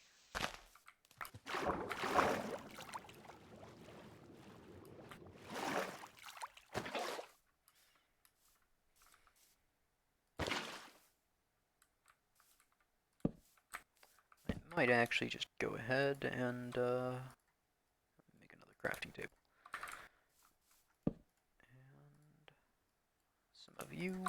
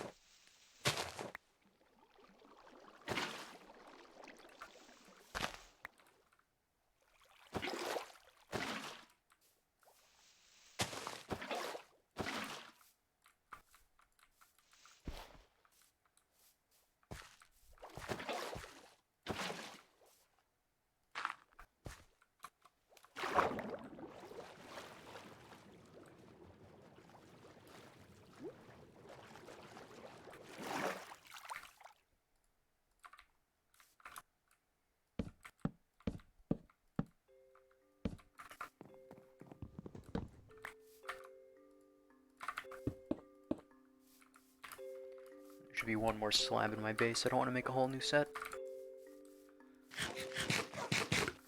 Still have anything in my llama? I don't think so, right? So shift right click to view the inventory, yeah, shift right click.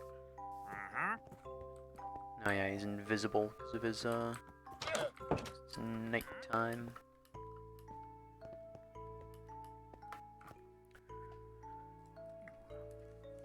Take another drink.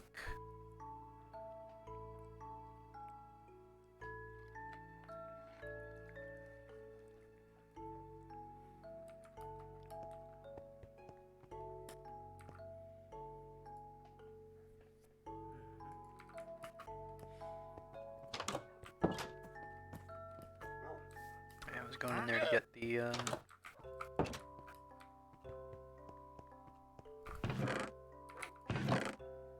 should be a wooden slab near there. So there were 10 there. Oh well, I didn't need to make any at all. Oh, whatever.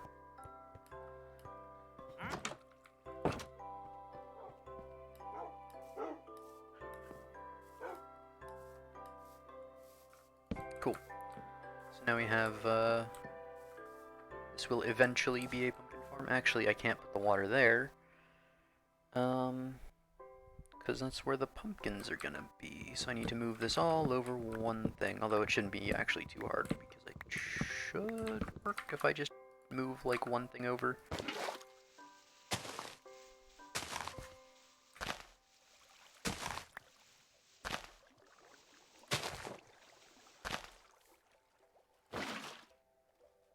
Yep.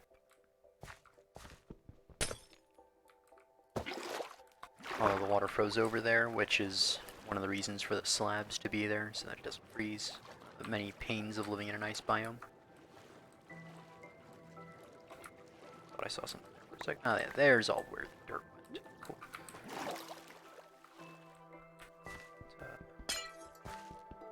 Really wants to freeze over though. It's all infinite water sources there. Cool. Or all source blocks there, I should say. Now, this, do that again, built it again.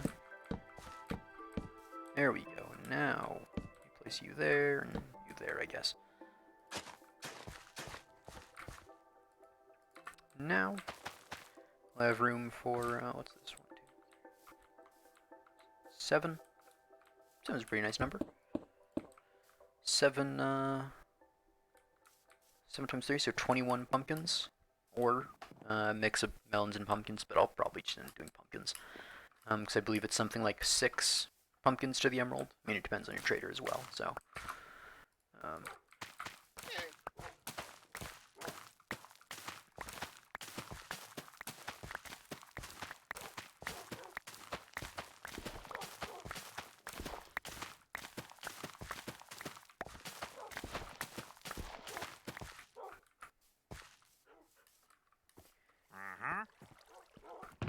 Hey, we've already gotten 4 sugarcane from the farm. Nice.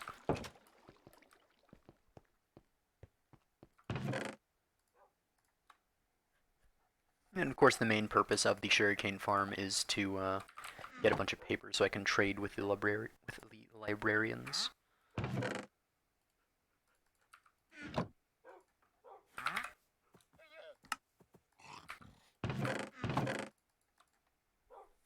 Go.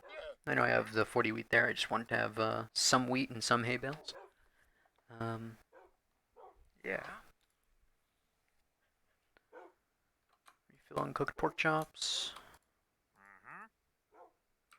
Let's actually go ahead and now that I have a ton of dirt, let me go and fill in some more of the area that I have.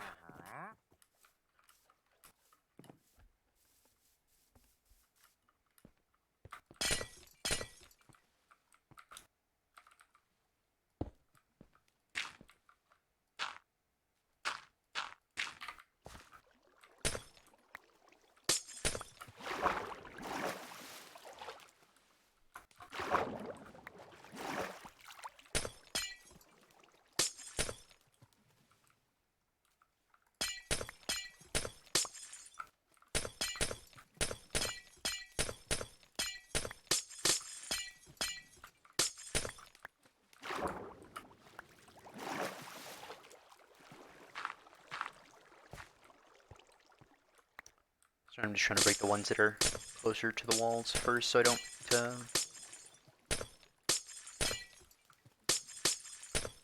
end up mining too many blocks into them.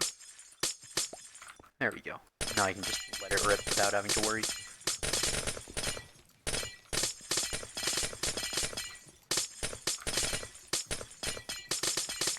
And then this entire side will be made into dirt.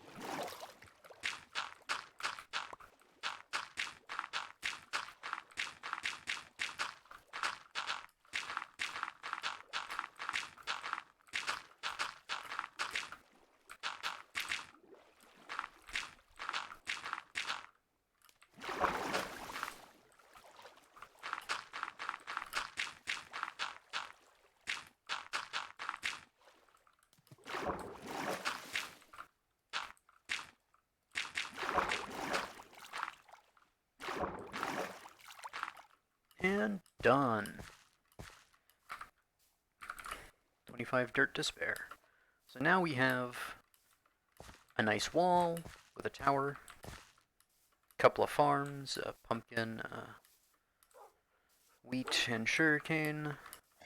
Technically a carrot farm, but that's also the villager farm. Yeah.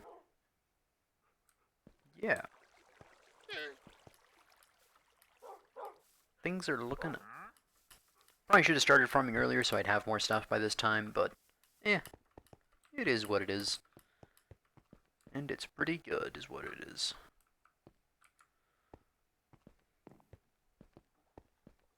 Ice Palace looking better and better by the day.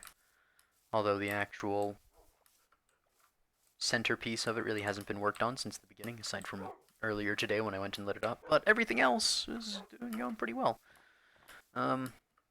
Now we have the big deal of we need to get some farmer villagers and some other guys. We have so many villagers now, jeez. I might have to, like, find a way to turn the farm off. Because, if it gets to be too much, I'll actually have to, like, start just, like, killing them or something.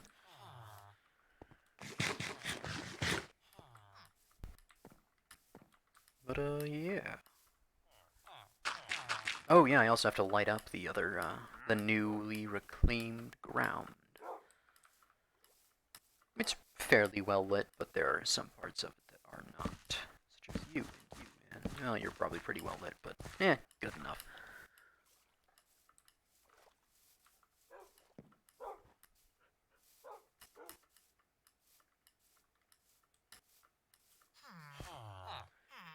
So now we extend this a little bit.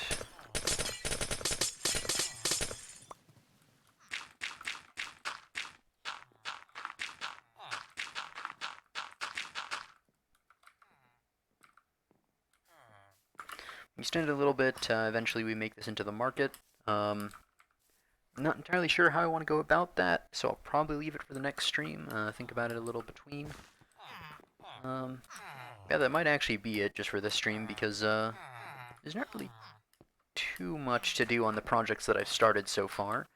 Villager farm's working great, the various other farms are working great, the building's progressing. I got done what I wanted to begin today, which is the wall. So yeah.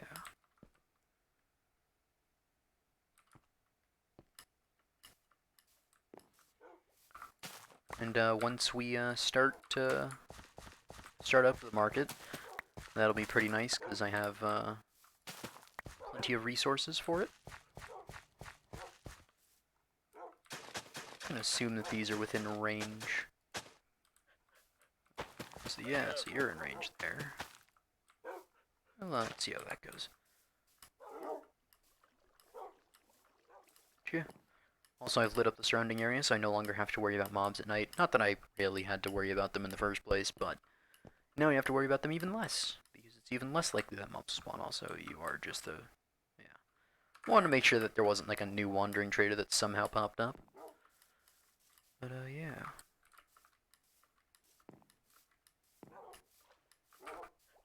You know what, I'm gonna do a little bit of fishing, and then I'm gonna end the stream. Fishing for good luck. Also, I want to see, yeah, 2 more sugarcane. So, we're making a few a day. I mean, it's not a perfect sugarcane farm, but it's decent, and I can always expand it later on. It's an easily expandable one.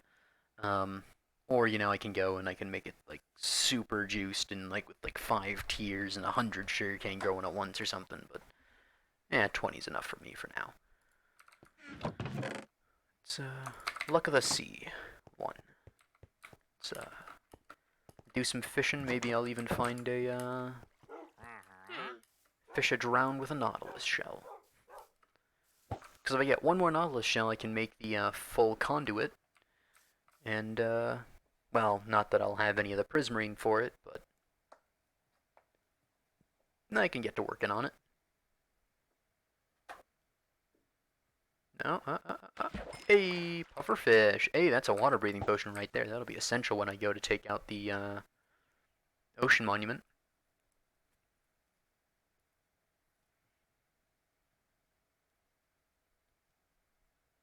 A regular fish.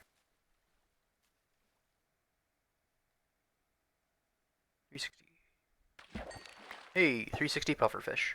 Let's go. Oh, 360 again. 360 again.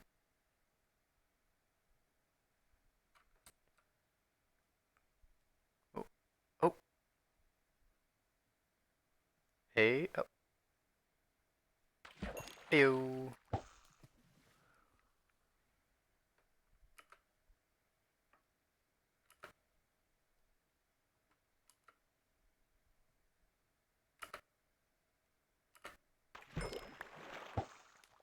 Heyo, 360 cod. Cod 360.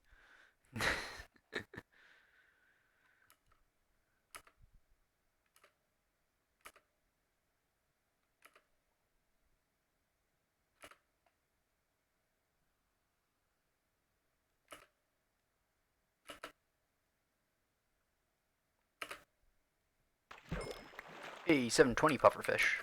Alright, I'll take that.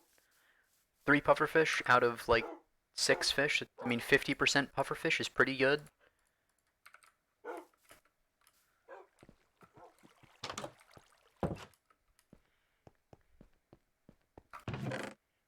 The moral of the story is do 720s when you're trying to get some pufferfish. 360s? No, that'll only get you cod. 720s, though, that's where it's at. Anyways, that's going to be it for this stream. It's been out 5.5 hours. It's a pretty long time. I think it's actually my longest stream thus far. Yeah. Gonna sleep, and as we greet the morning, I'll end it. So thank you all guys for coming along. All of you that tuned in throughout it. Those of you that are watching the VOD or just sort of stuck around for a minute or two. Thank y'all. Hope to see y'all next time. I'll be streaming tomorrow at about the same time I started this one, about 5 in the afternoon Central Time. It's about 1 European time somewhere in Europe, around Britain. I think is 6 hours ahead. Yeah, if you're ever want to just hop in and chat, you're welcome to. If you don't manage to catch me and I end the stream, I still look at the chat for a couple of minutes after I end the stream, just in case there's anybody that's still in there that wants to chat. Yeah, otherwise, I have a Discord as well. You're welcome to join that. You can get alerts whenever I go live with a little roll. Or you can just join it and chat. You don't have to get the roll that notifies you. Anyways, thank y'all for coming. Have a good one.